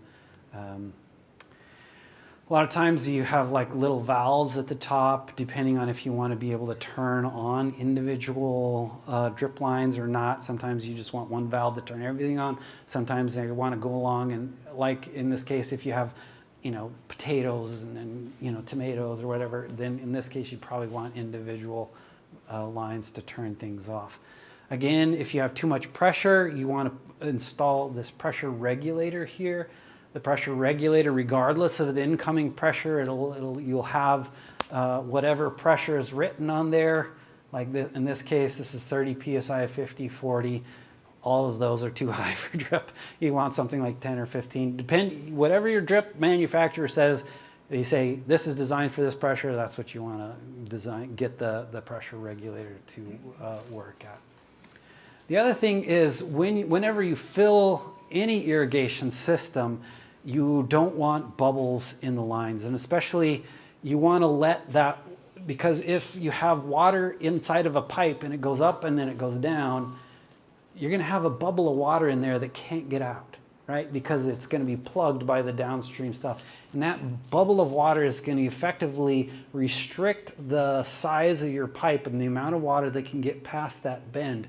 You need to let the air out of your system. And also, whenever you turn the water off, it's usually a good idea to let air back into the system, because in some cases, especially with drip irrigation, buried drip irrigation, that soil, remember, it's pulling on that water. It'll pull on the water, have a vacuum, and create a vacuum inside that drip tubing. And in some cases, that vacuum will suck soil particles inside the drip emitter. Otherwise, there's no reason for soil particles to ever get inside of buried drip. This is a thing that, oh, if it's buried drip, then I can't get water out of it or it'll get plugged. No, it's fine being buried because there's only water coming out.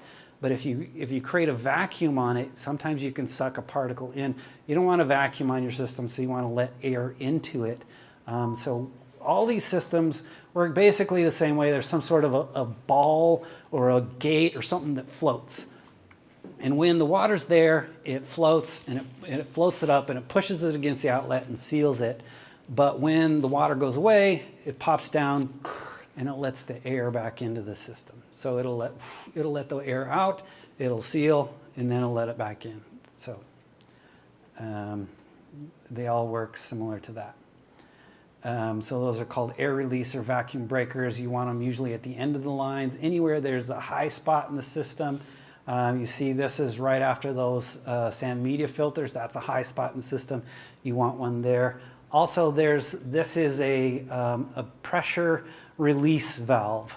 Sometimes, especially whenever you have a long if you have a long line of water that's going very fast and somebody slams that shut, that's a huge amount of kinetic energy. It's called water hammer, and that water hammer slams, it creates a pressure spike. You can blow up pipes. The other way is if you have water going that way and I slam it this way, that water's going to want to keep going. It'll create such a negative pressure, I can crush pipes. It would implode those pipes. Neither one of those things is good. So just as a safety measure, hopefully this will never emit water, but you just have a spring there that pushes this plate down against the outlet of that water. And if the pressure spikes, it'll just open up to let that pressure out instead of blowing up your pipes. So that's what that's for. Line placement, of course, we wanted to talk a little bit about buried drip, but you can lay it on the soil surface. The primary reason to do buried drip is it's out of the way. And also it's more efficient. You can be up to 100% efficient with your drip irrigation system with buried drip. But you keep it out of the way of tractors. We call it tractor blight, where the tractor hits it, your mowers or people hit it with a shovel or something. It's out of the way. But working on the surface, it works just fine. Sun does degrade things. If the sun shines on plastic, anybody who's went to the sandbox and seen a plastic toy truck that's been out there for 3 years and you touch it and just crumbles, that's what can happen to all plastics. They put black in it in order to absorb that those UV radiation that tends to break up those polymer chains that plastic is composed of, so that carbon black helps protect it from the sun, but it still can degrade in the sun. So also burying it helps protect it from the sun, and it can last a really long time. So buried drip, that tubing will last longer. It's out of the way, and there's less risk of damage. The bad thing about it, and the biggest complaint, is that people can't tell if it's leaking or if it's plugged. It's really hard to see. And then also, the other thing is getting water to the soil surface. Sometimes if you don't have enough water in the springtime, which is less of an issue for you here and more of an issue in a very dry climates, where they don't have enough moisture to germinate their crops and they have to use irrigation water to even germinate things, getting that water to the soil surface to get that germination is often a problem. Because if it's buried deep, and getting that to come all the way to the soil surface, depending on how deep it is, can be a problem. How deep do you want to do it? You want to do it shallow enough so that the roots have access to it, but deep enough so it's out of the way. Especially if you're going to do tillage, it needs to be out of the way of whatever you're going to till with. If you have whatever you're going to pull through there, if it's deep enough to grab that drip tubing and rip it up, then you don't want that. But drip irrigation can last. There's a guy in Kansas, he's had drip irrigation in the field since the 80s. So, 30, 40 years, it lasts a really long time. The only thing that'll happen to it is plugging.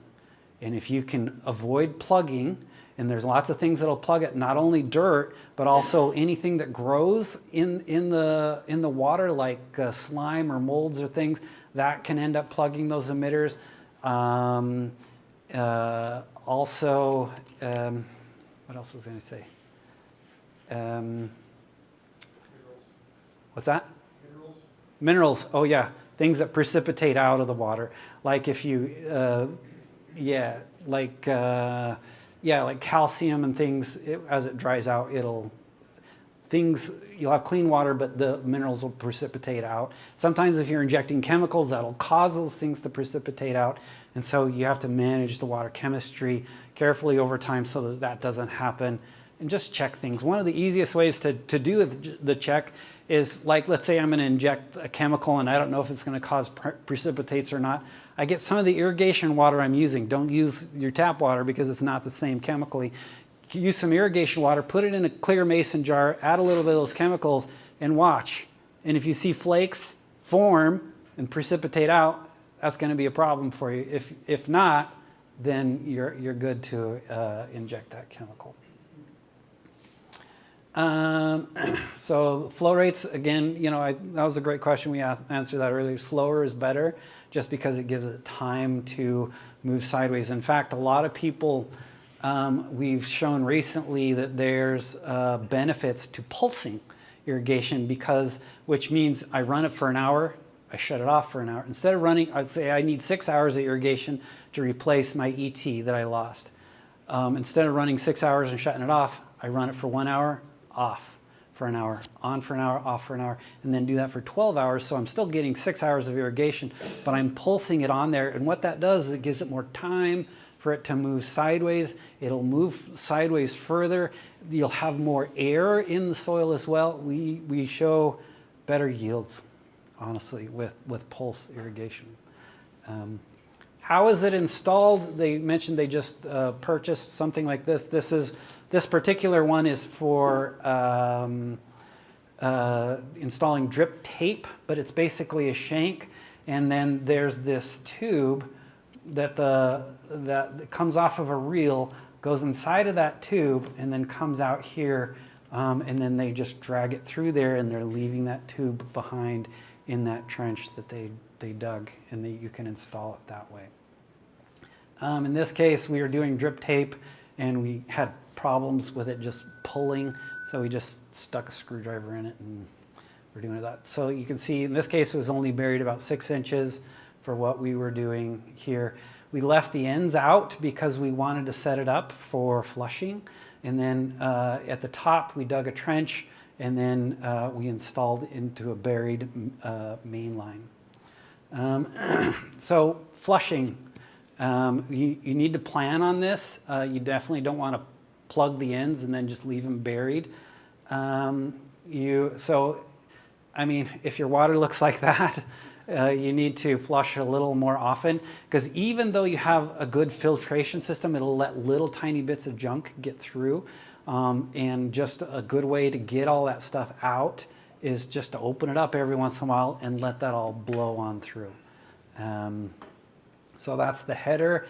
Here's at the bottom, you know, they're flushing the lines, because with this drip tubing, the easy way to close it is just kink it over, and then you open up that kink, and then the water can come on out.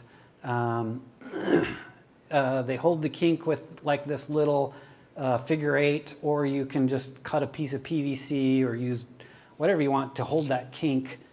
A lot of people cut a short piece of PVC that's just a little larger diameter. They'll just sit over the top of it or something to hold that kink shut.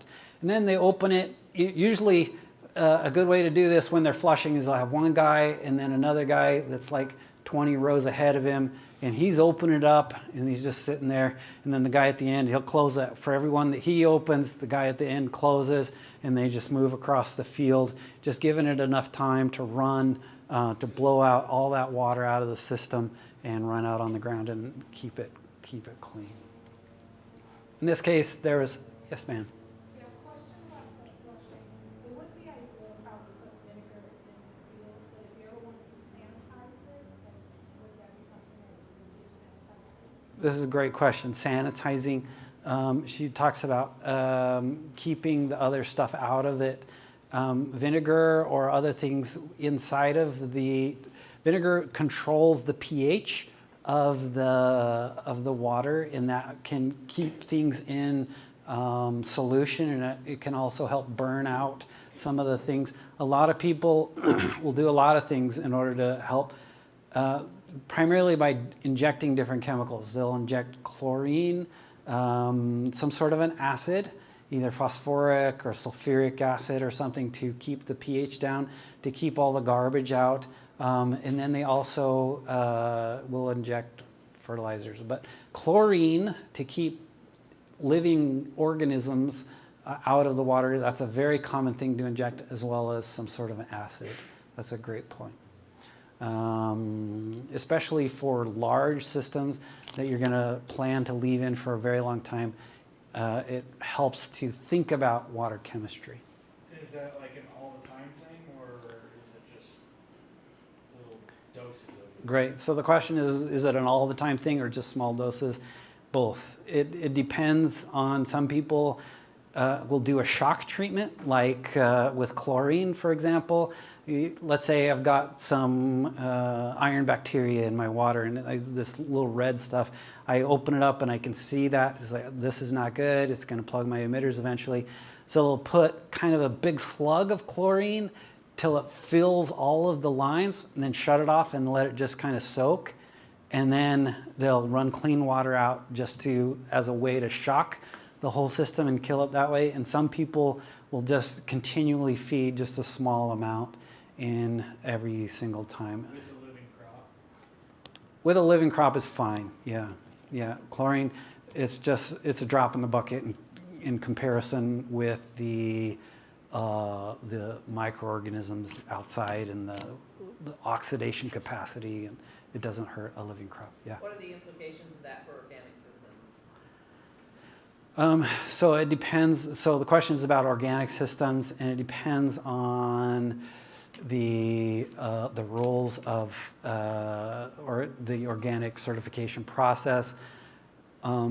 Most people that have organically grown things are still injecting stuff, but it's approved for organic use, and I don't know what those chemicals are. There's a very good manual. Netafim produces, it's called Drip Irrigation Maintenance Manual. If you Google that, it's a PDF. It's very good. It talks about all the chemistry controls, how to calculate your injection rates. Anyway, if you're interested in that, and I would definitely look that up and read that manual. It's very well done. Who was that manual by? Netafim. Netafim is a drip irrigation manufacturer that's based out of Israel, actually. But they do really high quality, usually expensive drip components compared to other manufacturers.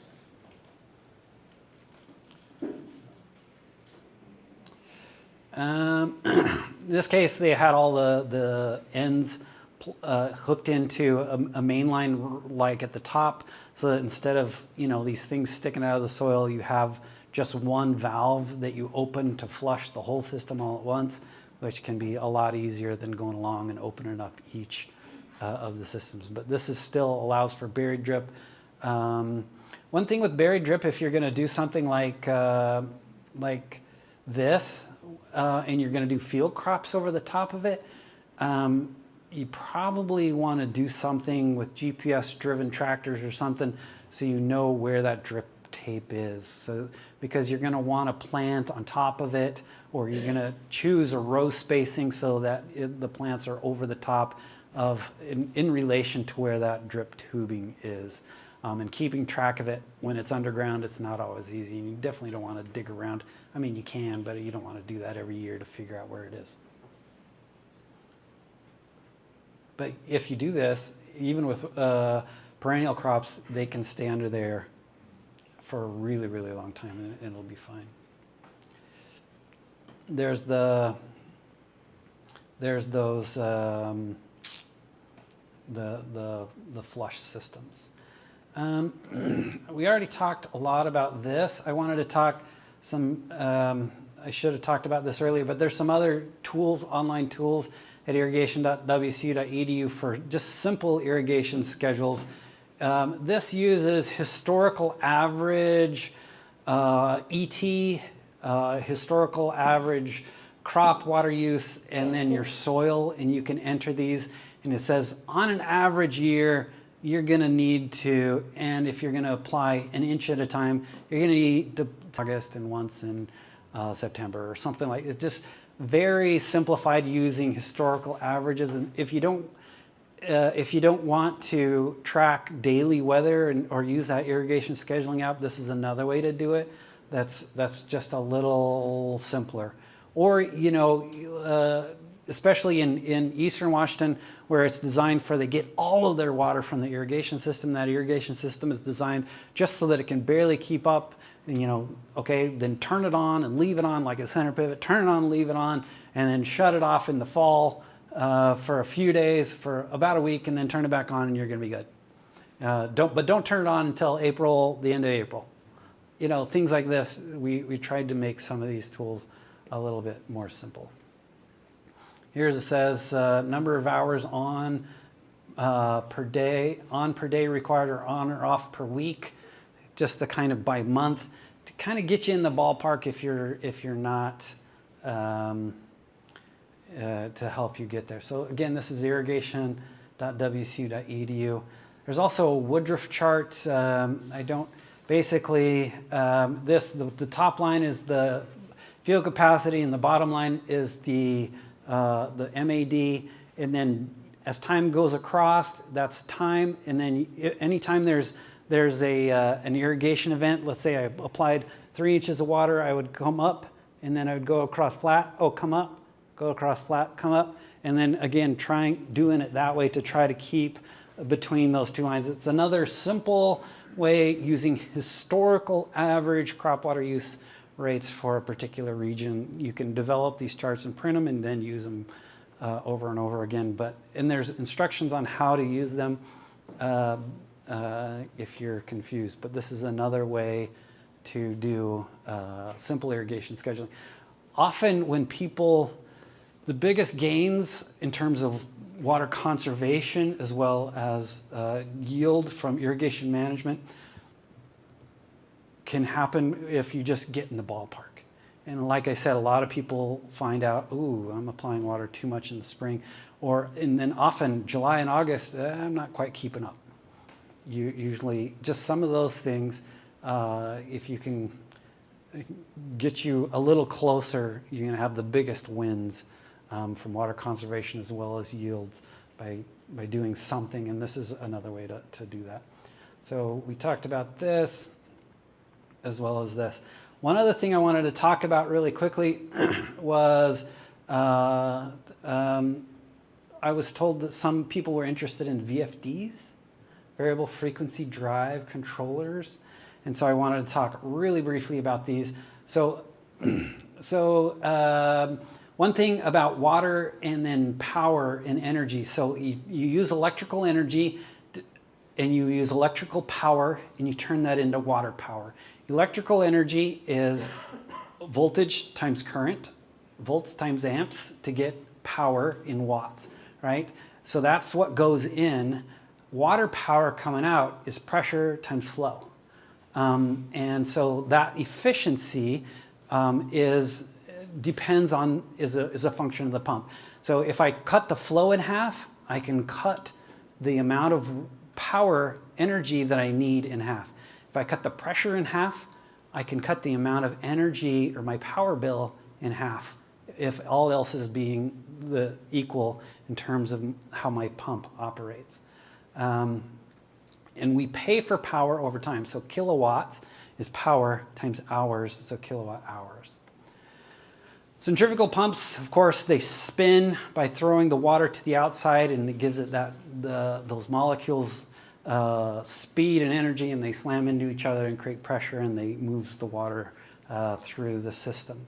I'm not going to dig into that, but there are basically power comes in usually three-phase or single phase.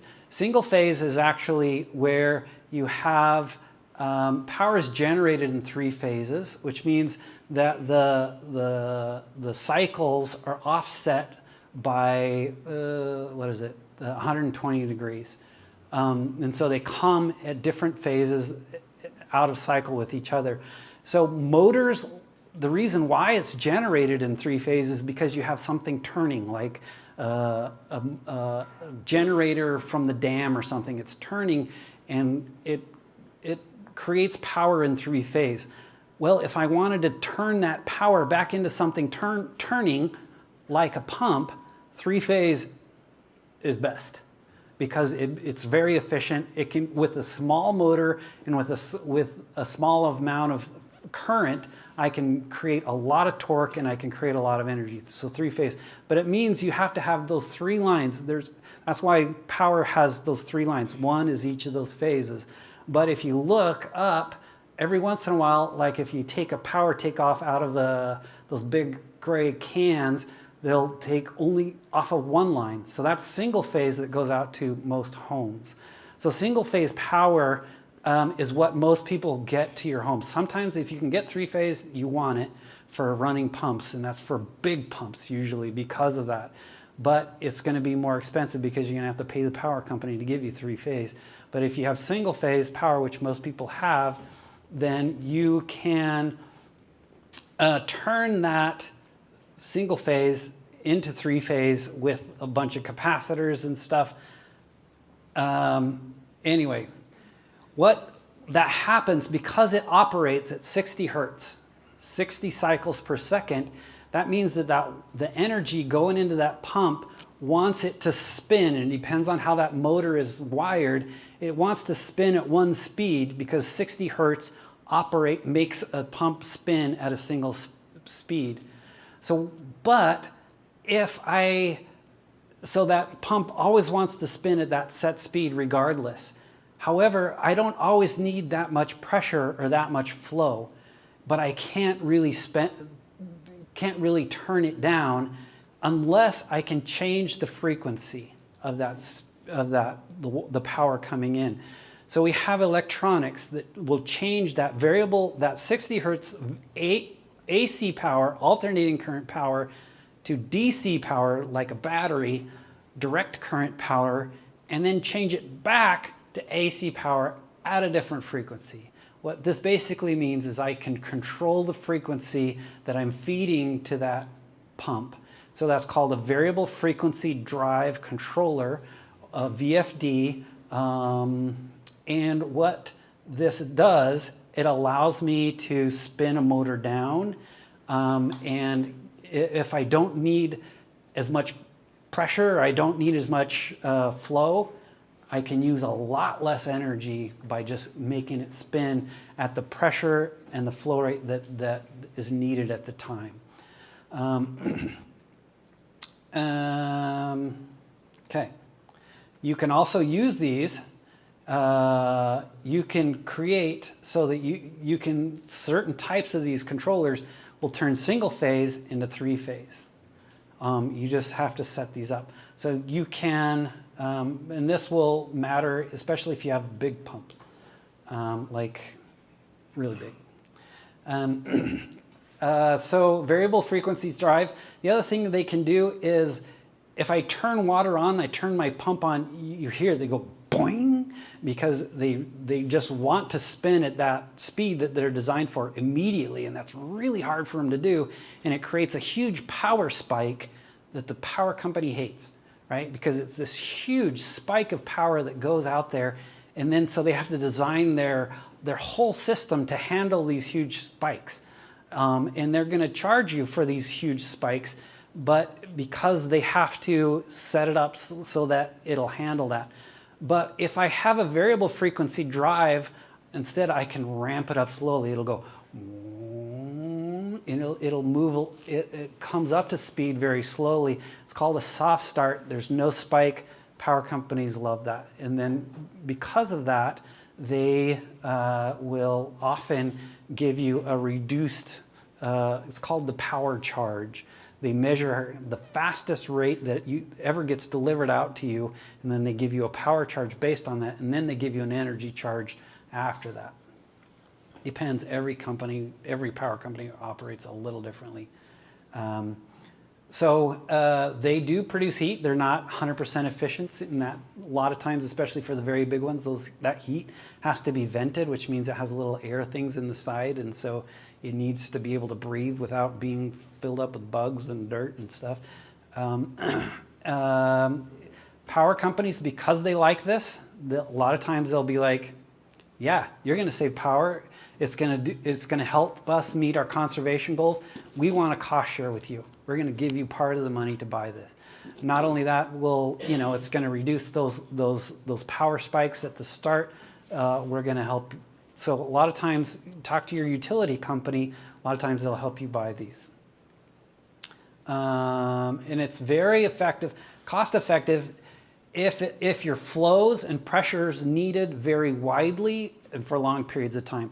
So this is typical if I have one pump that serves, 10 different areas.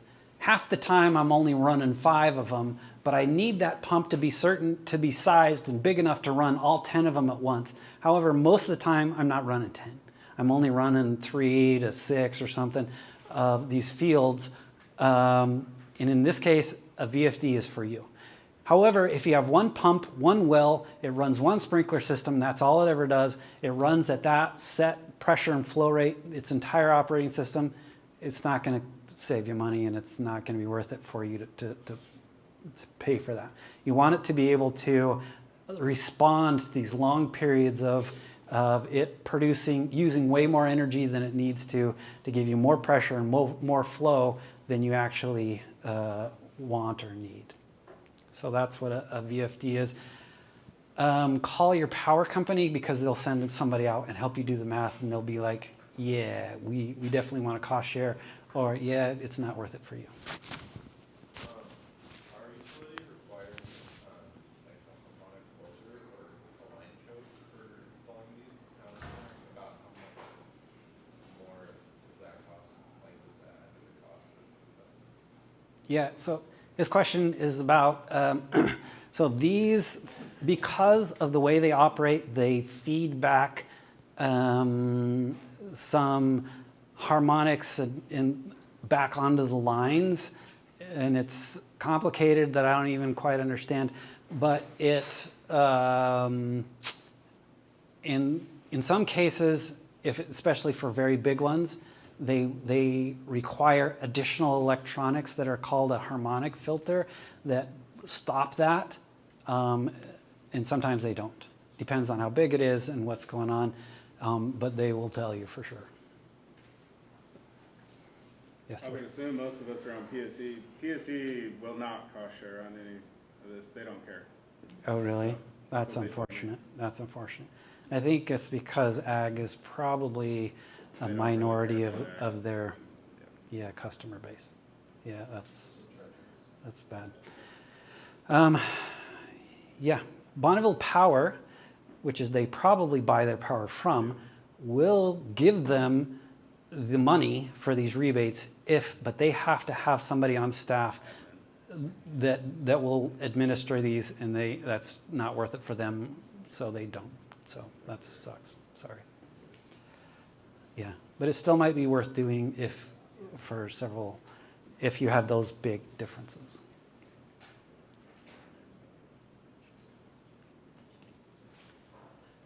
Any other questions?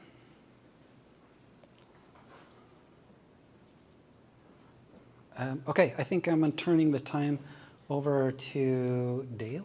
Yeah.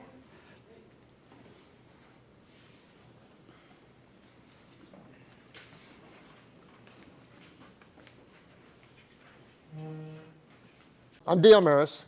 I got Maris Farms up in Buckley. I've been growing pumpkins for about 30 years. Started out as a dairy farmer, switched over to pumpkins here in the late 90s. And then we always grown on dry land.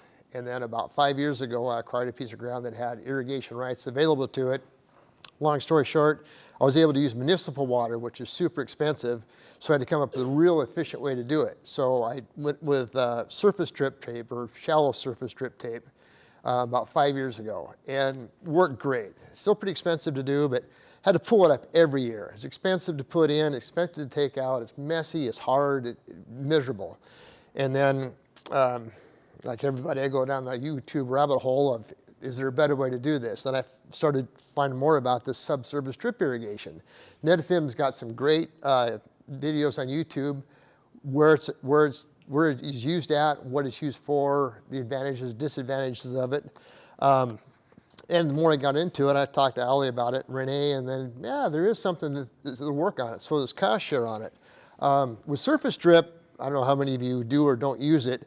It's pretty simple to put in. Real cheap injector, put it in about 3 inches deep. You just run a lay flat hose, poke your straws into it. You can put the whole thing together in a day.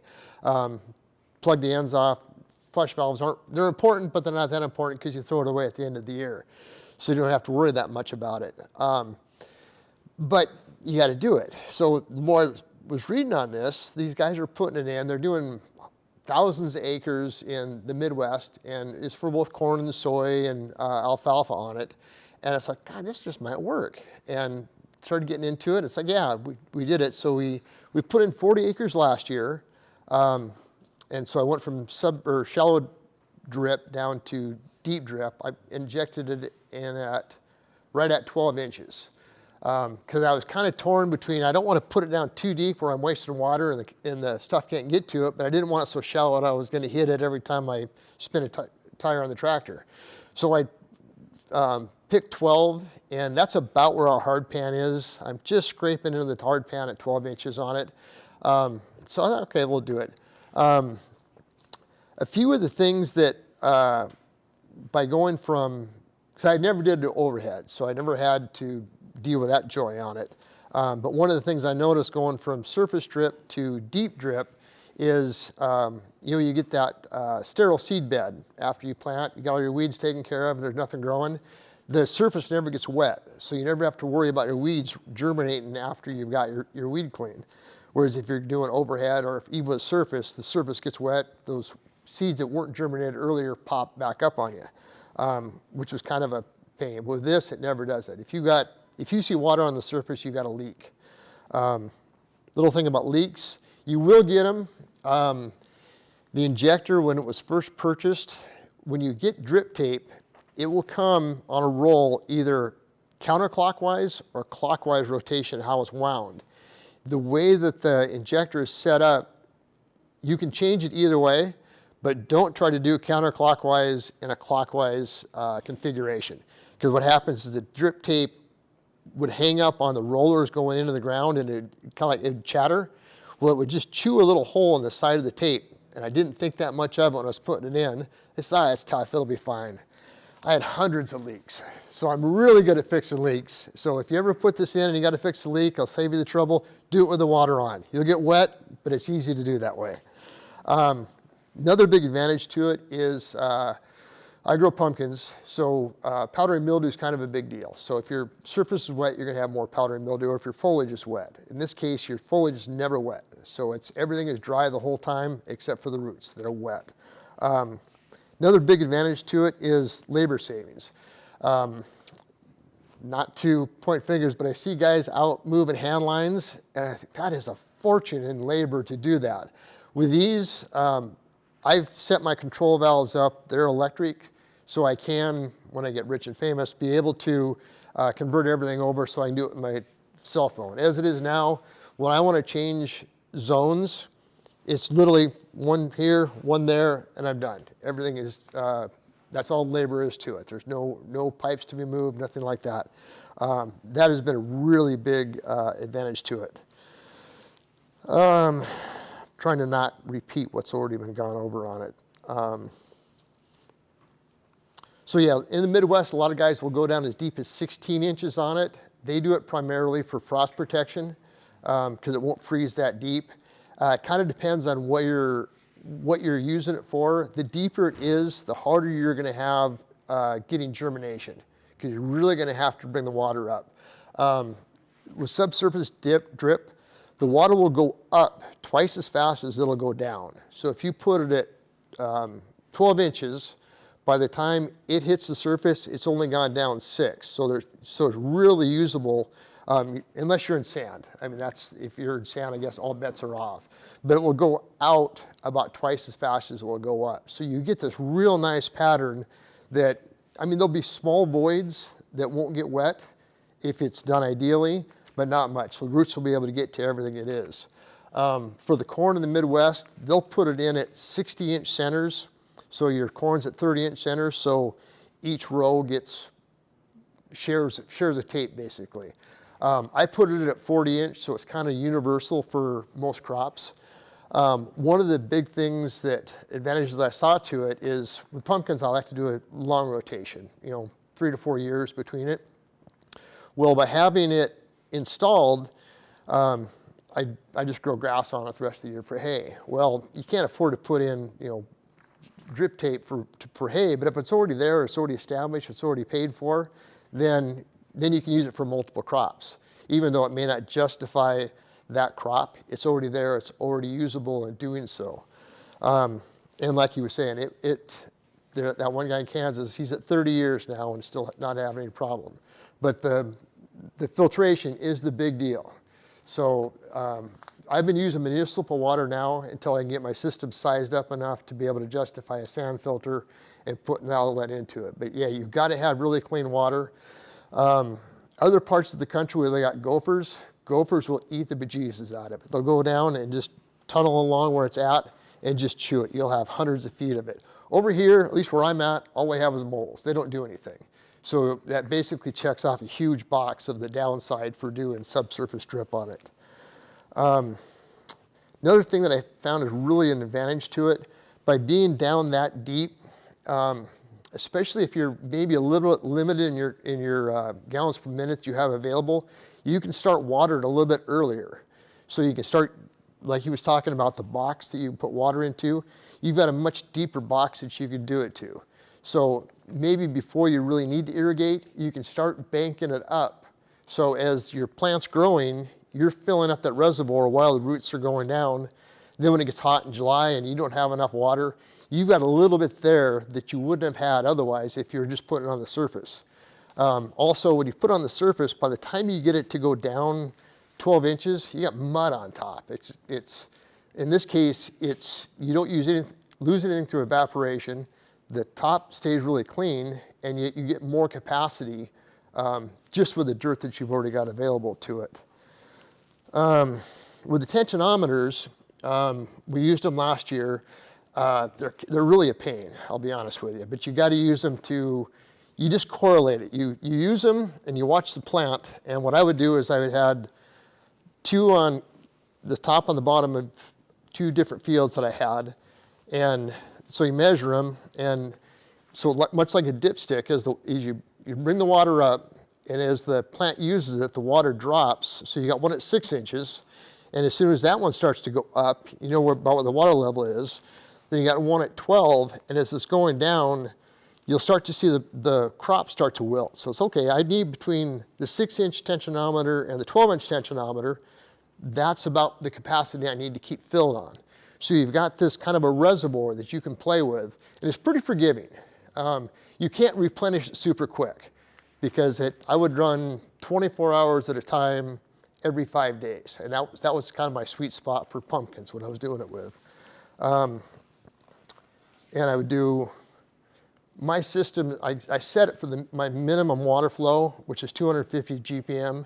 So I set it up in 5-acre blocks that's how much I can do in 24 hours with 250 GPM. As I upgrade the system, I just open up more zones. So I don't have to be monkeying around with different 5-acre pieces. But if worst case scenario, I've only got the minimum amount of inflow, then I can still keep watering, but not necessarily everything all at once. So when you install a system, you can take that into consideration of what's your minimum GPM for flow and size your zones that way. The installation on it, let's see, make sure I got it on here. Oh, and the tape that we used, it was 0.17.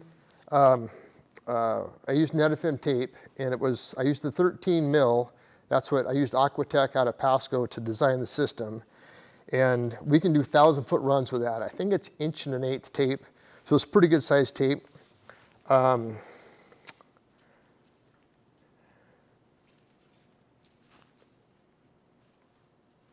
Yeah, so I rented a tractor from Pape.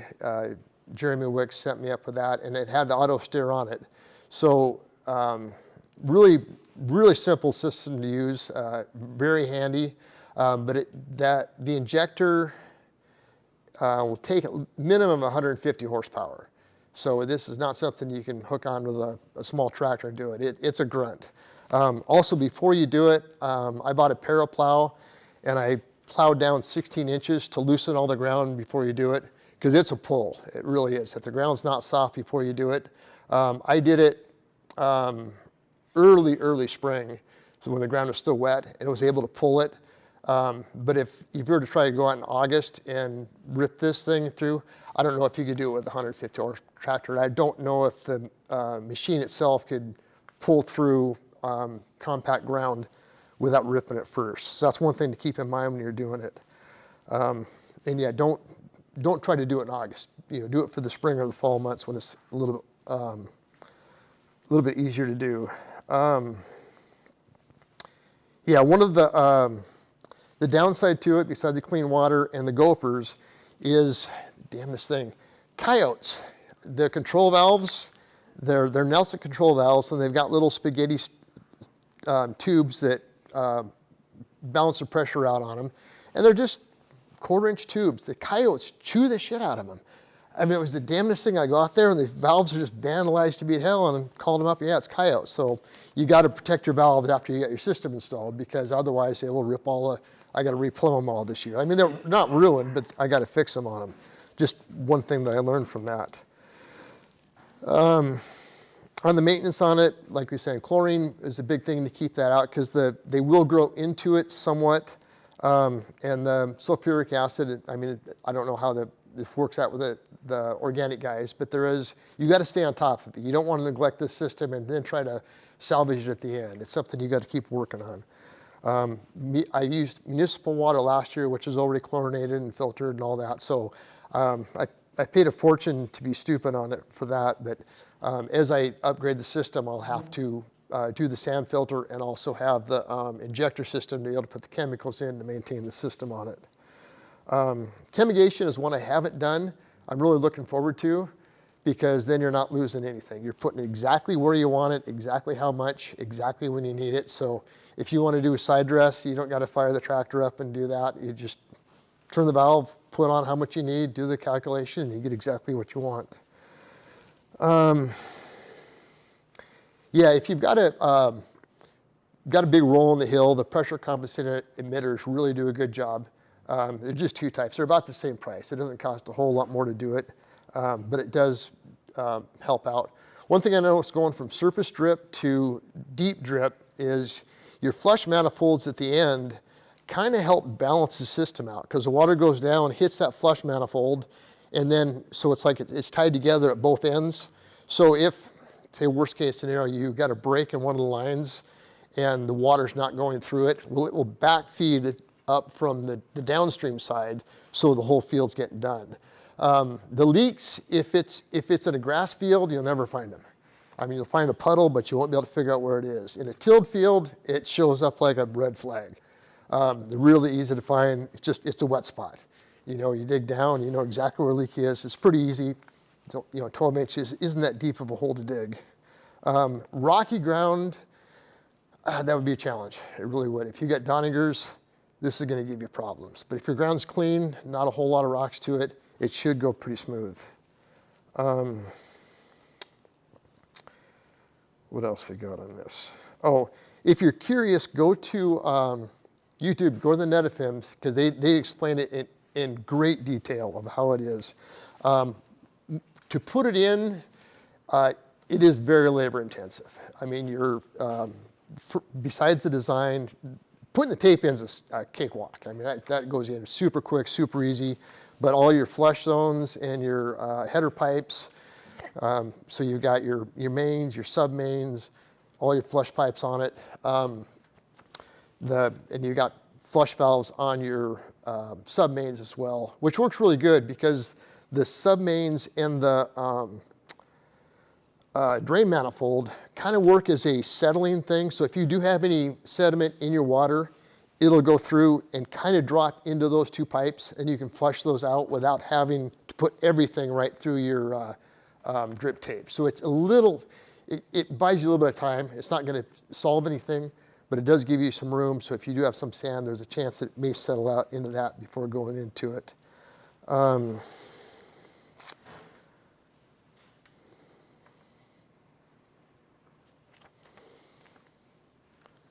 Yeah, so if you put it in an auto steer and you want to do deep tilling, you can rip in between the tapes. So if you've got compaction that you don't want it, this kind of solves some of your compaction issue, because in theory, the root shouldn't have to go deeper than where your water is. If you all are watering nutrients at 18 inches, there's not much advantage if they go down 3 feet after something else. That I've had good luck with it, but it's only been the first year, and like I said, I ripped it before I put it in, but it really did work out good for me.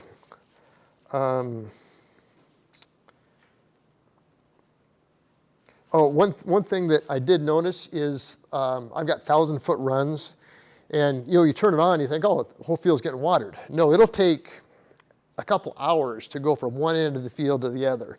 So if you're running 24 hours, maybe the end of that field hasn't got, maybe the front part's got 24 hours, the back side of the field's maybe only got 22 hours of water on it. Not a huge deal, but it's not an instant on, instant off. That's where the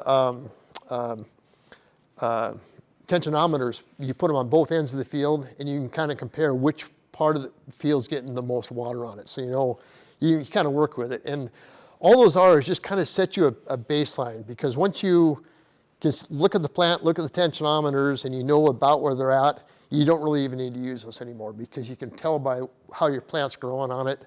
The electronic ones are good, but I'm kind of a fan of having feet in the dirt to know what you're doing, rather than relying on somebody else's gauge or what it's coming from. Anything else that, and yeah, the units there, it's kind of hard to load. It's heavy. I want to say it's probably better part of 6,000 pounds to do it. So it's a big machine to move. So it takes a decent sized trailer to do it. But we're set up to load it up and unload it out where it's stored at right now. Any questions? Yeah. Are you able to reuse it at all? I'm definitely opposed. Are you able to reuse it at all once you take it out? The tape? Yeah. No, the tape's in for 30 years. You'll be my age before you take it out. So I hope to never take it out, to be honest with you, if everything works the way it's supposed to. Yeah. Can you give a ballpark on cost for a 40-acre setup? What did it come up at, 2,500 an acre?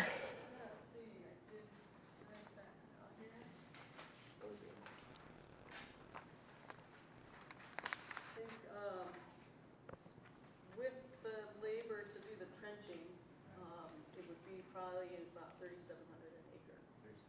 Yeah, there's significant digging. I mean, because you saw the trench that the sub-main was into. You have to have the same one at the drain manifold. And it's just, there's no quick way to do it.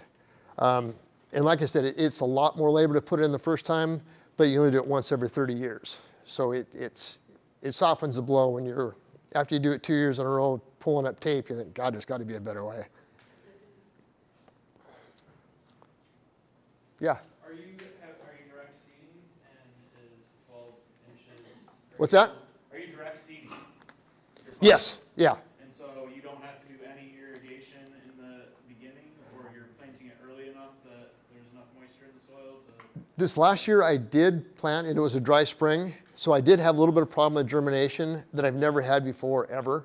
Because I've always been dry land up until the last 5 years, and I've never had a problem with germination. This last year I did, but talking to the guys over at Aquatech and Pasco, over there they have to have water to germinate, and they were able to get the water up to the surface when they planted to germinate. So yeah, if it's done correctly, this will solve your germination problem. About 12 inches. Yeah, you can get the water all the way up to the surface. And then what's your site prep, and it's not affected by only being 12 inches deep? I just rotovate. Okay. And asked me in 7 years if I got compaction I've got to deal with. I haven't yet. In the years past, I've always moldboard plowed, and which is usually typically 6 inches. I think I'll be okay. I'm hoping that I can get away from that and just go to a shallow till, and then with the theory that the water's there coming up, the roots don't have to go down deep to do it. Because if you got a hard pan and there's no water, the roots are going to want to go after it. But if everything's there, in theory, I think it's going to be okay. I'll let you know. Anybody else? Oh, that was quick. Like I said, the farm that I've got it in, is it Rainier School up in Buckley? If you guys ever want to come up and check it out, you're more than welcome to. Look at how it is. We learned a lot in both going through the cost share process, which is a ordeal in and of itself. It makes it twice as hard to do than if you didn't cost share, but it does make it significantly cheaper. Like the last go around that we got funding for, I think we were approved in August, and by the time we jump through all the hoops, it'll be about the 1st of May before we're even able to start the project. So it's on a 2-year cycle, and I will burn up darn near an entire year just doing the paperwork and what it takes to do it. So nothing's free.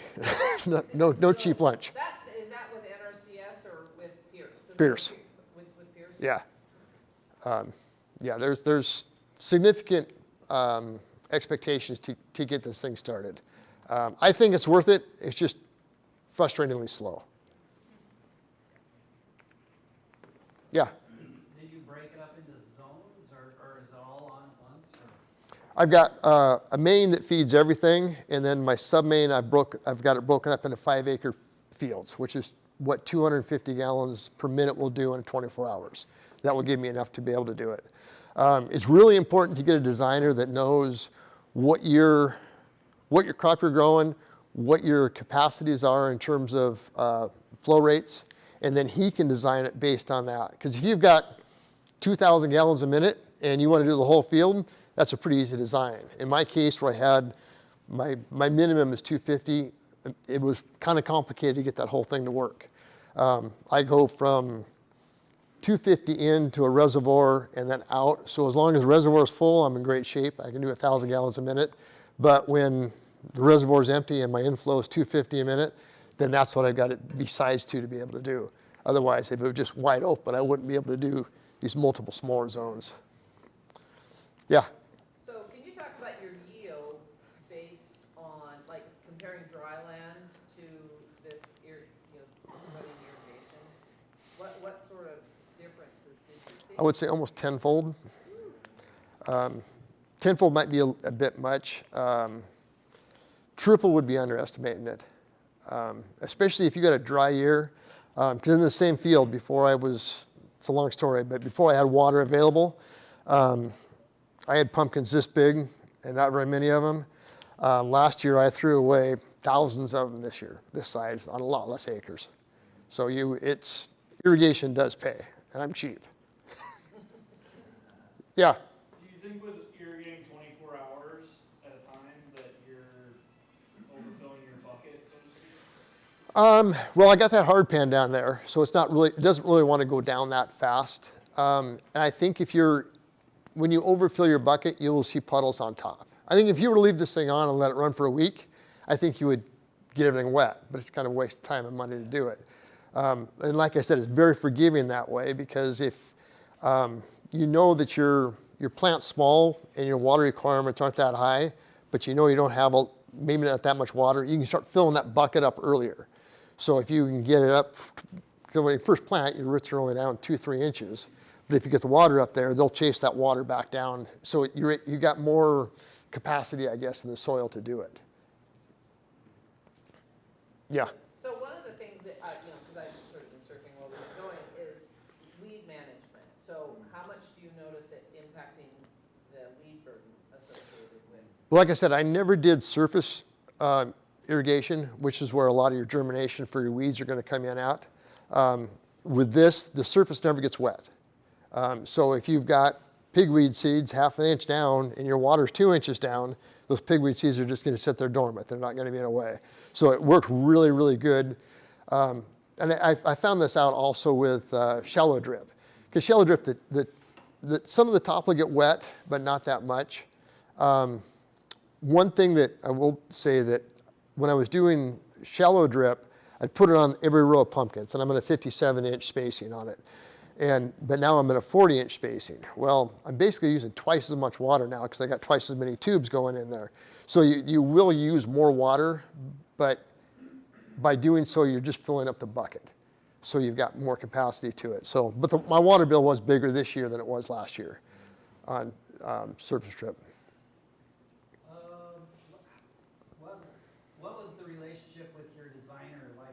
pay them, or how did that go? It was kind of a package deal.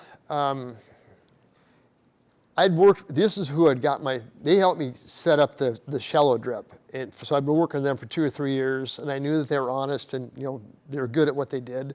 And then, so I went with them, and I talked to a few other guys. The guy up north, what's the guy's name? Jeff, yeah. He seemed pretty sharp, but I was really confident with these guys. And I talked to another outfit out of Wenatchee, and they seem real flaky. So get with somebody you're comfortable with.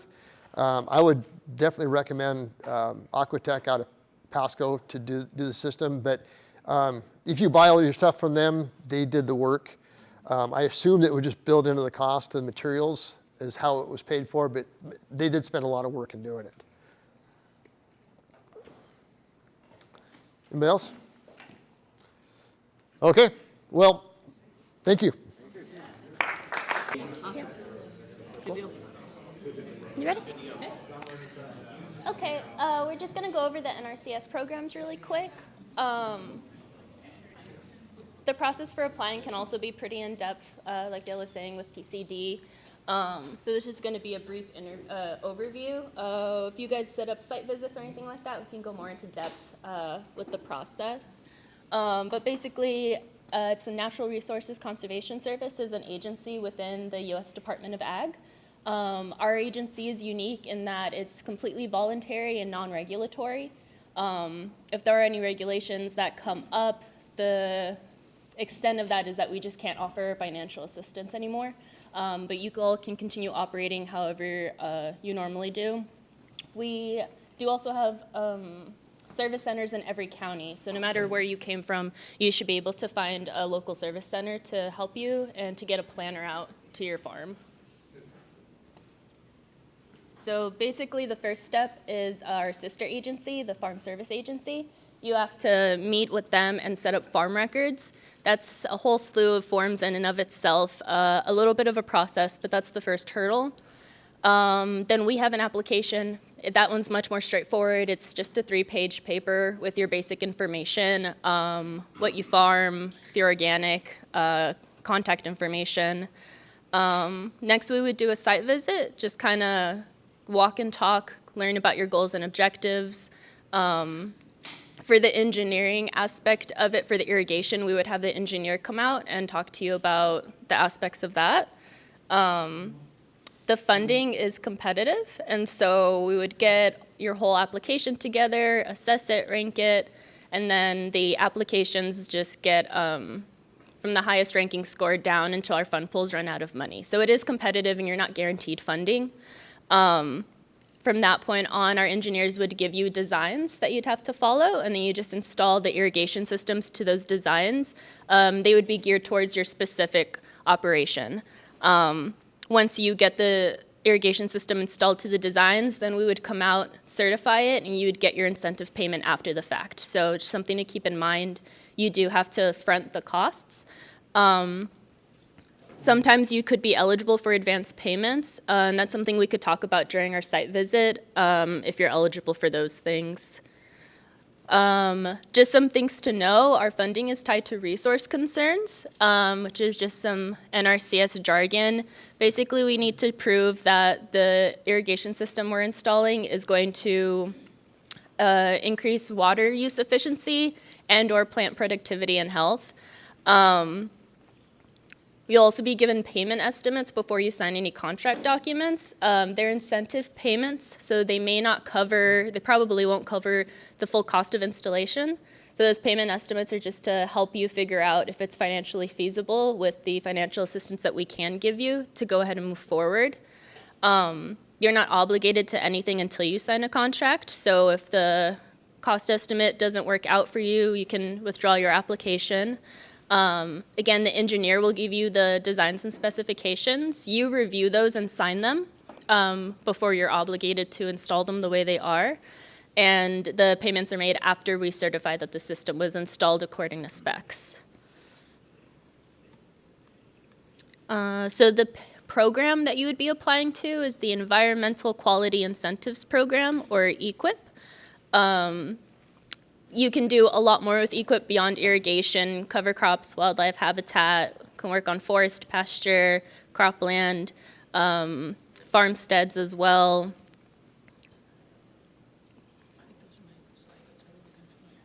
Sorry, they look redundant. Oh, yes, they are your slides. We moved on. Okay. I'm going to pass it to the engineer. Okay, so typically on these irrigation systems, the things we can contract on, like for this specific to this drip irrigation system, is we can contract on the drip irrigation. We have to show that you're using less water. So it'd usually be if you're going from sprinkler to drip, we can do that. If you already have drip, we can't install a new system, even if that system isn't working exactly the way you want it, or if it's taking a lot more time to manage, we have to show that we're doing a water savings on it. The other things that we can contract, and we have a flat rate payment for this, like Aaron mentioned. It's doesn't mean it's what it's going to cost. It's kind of made up a little bit, and it's national. So it might be a great payment, it might be a horrible payment. We can't change it. But we can contract for the drip. We can contract for a pipeline if you need a new pipeline, because you're changing how you're laying it out, or the existing pipeline you have is too big. If the existing pipeline you have would work, we typically can't contract that. And then we can do the irrigation water management, which would be the soil moisture sensors that Troy mentioned. Those are the things we can do. Let's see, is that how you changed it? Okay. What qualifies? My slide's wrong. You have to already be irrigating 2 out of the last 5 years. I said 3, it used to be 3. Our program's changed. You self-certify that you irrigated 2 out of the last 5 years. The new system we're putting in has to be more efficient than what you're already doing. And like I said, normally we only do the pipeline if what you have won't work for the new system. So we use an example project. I think this was the one that Dale just showed us, or it's a very similar one. Just to show you, and I can't read it up here because it's too small, so I'm going to look at this one. So these are some of our components that we would pay. I'm going to scoot out here because this is way too small. So we have this year, our payment scenarios are totally different than they were any year. It's a whole new year, and I don't even know what all of them are. I used to know really well. But for the irrigation system, for the micro irrigation, we have a base cost. If you're installing 1 field each year, we might contract 1 each year. I think that's supposed to be kind of the getting out there on the system cost. If you're doing 4 fields in a year, we're still figuring out how we do that. National decided to do this. And then we have a add-on payment that would be per foot of drip tape. Or tubing. What we would do is we would estimate going into it how many feet you're going to install. I estimate a little bit high usually, because if you go into a contract with this, we can't add more. It's harder to add more money in than it is to not spend all the money. So if I thought you were going to use 459,000 feet of tape, I might throw a little bit more on there just to round it up. But when we pay for this portion, we pay on what you actually installed. I'm not going to go out there and measure every foot of tape. I don't have time for that. But I'm going to be like, this is what we designed, and you put it in the way we put it in. This is what we're going to do. So it's just something to keep in mind, is that it's usually per unit. And so if you do less, as long as it meets that resource concern, it's okay. But we can only pay on what you actually installed. The other things we could do for this system would be the pipeline. So again, we have a base cost and an implementation cost. This is a little fuzzy, but the base cost is just in each, and then it's per pounds of pipe. Why is it per pounds versus feet? Because they're trying to come up with one that would work for different pipe sizes. And someone at our national office thought this was a great way to do it. The other thing we can pay on is irrigation water management. I picked one for this. There's a couple different ways we can do irrigation water management. Any way we do it has to involve soil moisture sensors. So we can either do soil moisture sensors that you're going out and you're reading them yourself. Either you're reading them each day, you're reading them a couple times a week to see where your soil moisture is at. That's one payment, and that's the intermediate. And then the other thing you have to do to get that payment is you have to keep track of when you irrigated, how much you irrigated, how long you irrigated. The other way we can do it, that some people do it, is that you have soil moisture sensors with a data collection system that takes continuous readings versus point-in-time readings. And some people upload them to their phones with Bluetooth. I mean, we can do something like that. It's just different payments depending on what you do. So that's what we can pay. If you have questions, go ahead and raise your hands. What's the catch? So here's what I always say, and I think Dale reflected this. Free money is never free. And if anybody tells you we have free money, we're from the government, and there's no strings attached, they're not telling you the whole story. So we require a design stamped by a licensed engineer. We can do the design. We can take something from Aquatech and review it and say, yeah, this meets our standard. But we have a standard that we have to be able to meet. There are some certified irrigation designers, but typically those are folks in Eastern Washington doing those big gun, or the center pivot designs. So it's not that we couldn't take an Aquatech design and use it, it's just we have to run the numbers and make sure it meets our design requirements. We have practice standards that it has to meet. So, or we can do the design and you can go buy the material from somebody else. The nice thing with working, especially in a bigger system with someone like Aquatech, is they know a lot more about the individual components and what's gonna work really well than I do. So the other thing is we need to have an emitter uniformity that is within 80 to 90% across the field. So if you're doing drip tubing and you're doing a really long run, and I think Troy mentioned, sometimes you might have to over-irrigate the top of the field to get enough water on the bottom of the field. Because our funding is tied to water savings, and because we have a practice standard that says you have to have a uniformity between 80 to 90% between any individual emitters in that system, we can't do that. Doesn't mean it won't work. Doesn't mean you can't do it. It means we can't pay for it. That's just one of the catches. So we would have to look at it. And typically, if you have pressure compensating emitters, it's not a problem. As long as you're within a range of pressures, it's going to give a very uniform application across the field. If you're doing non-pressure compensating emitters and you're going more than a few hundred feet or you have a lot of drop, it could be a problem to meet our practice standard. So again, not that you can't do it, but we can't pay for it. So all systems have to have most of the components Troy mentioned for us to pay on it. You have to have a flow meter because we want you to be able to monitor how much water you're using. You have to have a filter because without a filter, it's gonna plug and it won't last for the amount of time we need it to last. If you're not using municipal water, we typically want you to do a water test before you go to contract, only because there's some things that can show up in your water that can cause things to get a lot more complicated. For example, north of Linden, there's iron in the water a lot of times. You won't know it until you take that out until you pump it and you spray it or you put it through an emitter and it gets oxygen on it and it flocculates out and it plugs every single emitter in your system.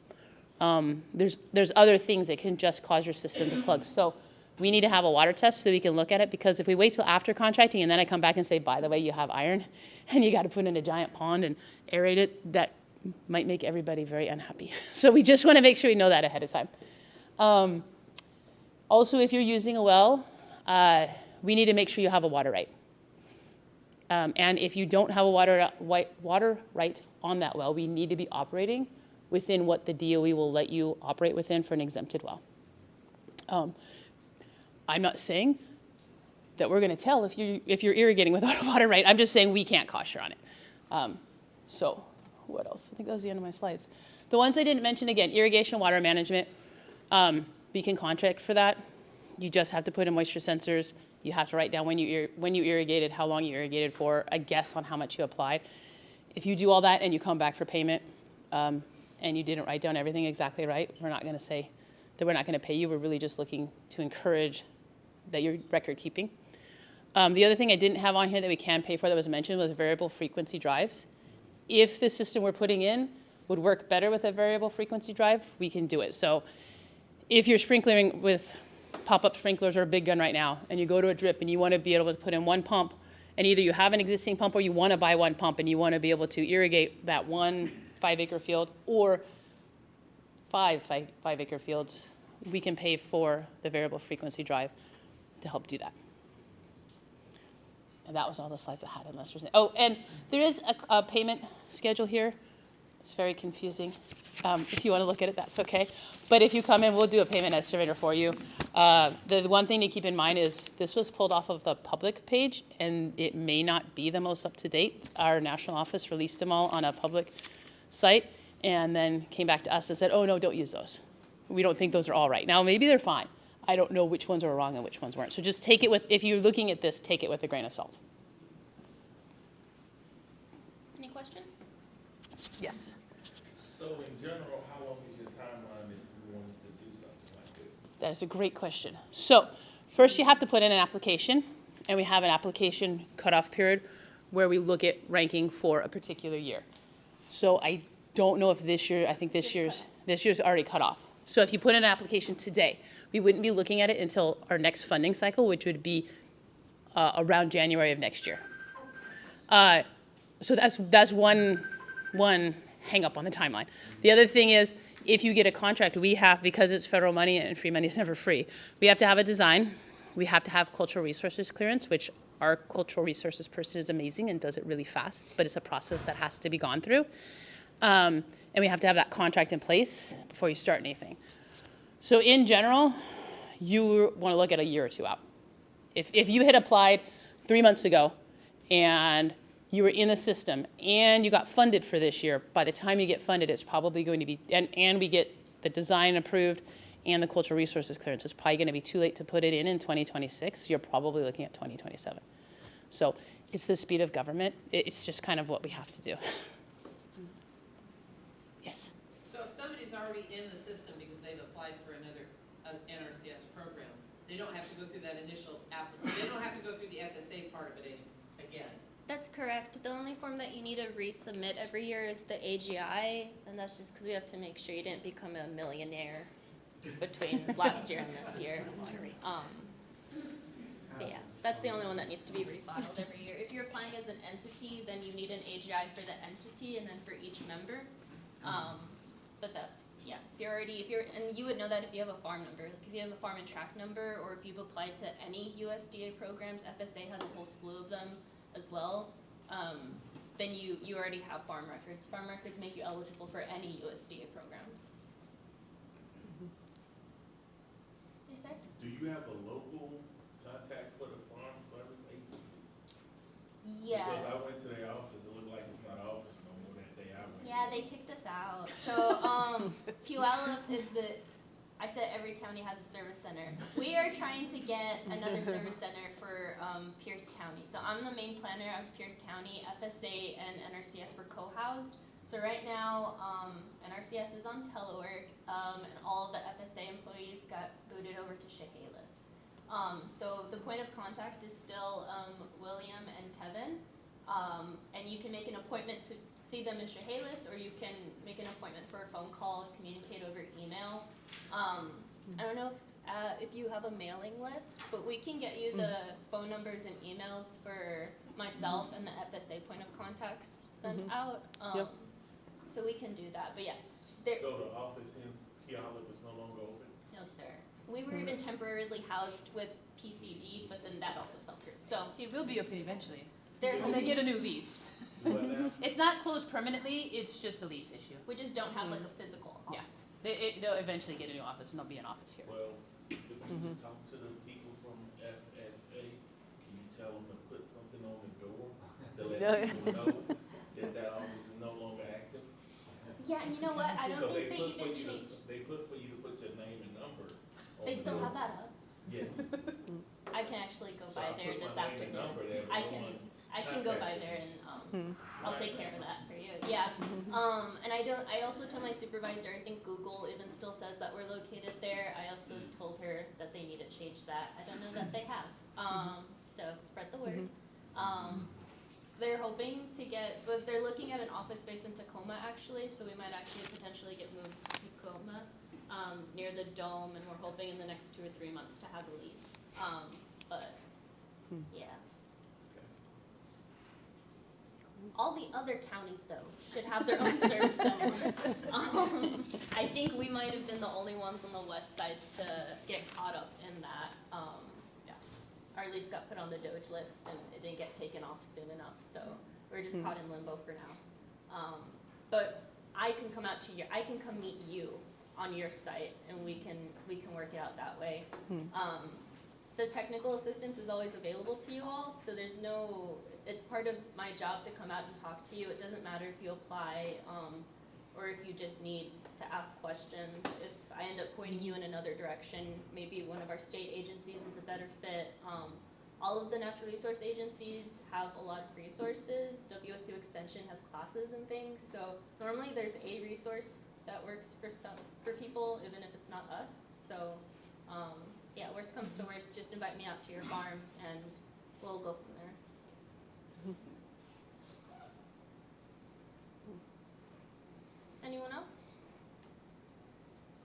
No, I'm just.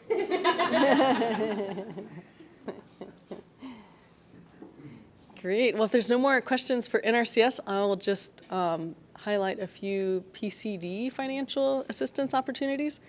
So our programs in any other conservation district, wherever your county is, we work very similarly to NRCS. We fund the same practice lists that they have, so we're really very much a sister organization. And in Pierce County, we have a decent amount of funding just available through our farm rates. That's what we call it because it comes from the tax parcel assessment that you all pay. And so we've got that pool of funding that can potentially work with irrigation efficiencies projects. And then one that we're really excited about that's kind of just come online for us, it's through the State Conservation Commission. So that's available to any CD in the state. We also know that a lot of those concerns have been mitigated. So there's very simple design features on drain tile systems that can maybe make people at the regulatory level happy. We maintain that water quality, we're maintaining habitat for our fish, but we're also having a way, in some cases, to drain some fields that are just really hard to drain. So we did an historical study in Pierce County, done by my colleague, about 4 years ago to determine that, in fact, yes, there are still some old historical drain tile systems in Pierce County.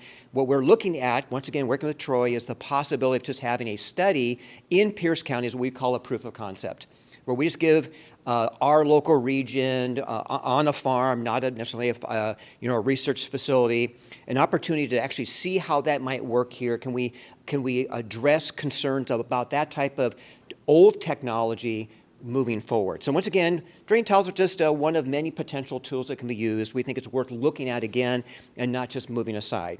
Number 3 is, once again, working with PCD. We have written in some dollars into a floodplains by design grant for the purposes of seeing if we could actually help some of our producers currently drawing surface water. They have a water right, but we also recognize that many of our surface water systems are maxed out. There's more water rights than there's water running in those systems. And so what we'd like to do is be proactive, see if we can actually get some of our producers with a legal water right from surface to ground. Doesn't work every time, but we know based on a recent study or a recent attempt here in Pierce County that we were able to do that.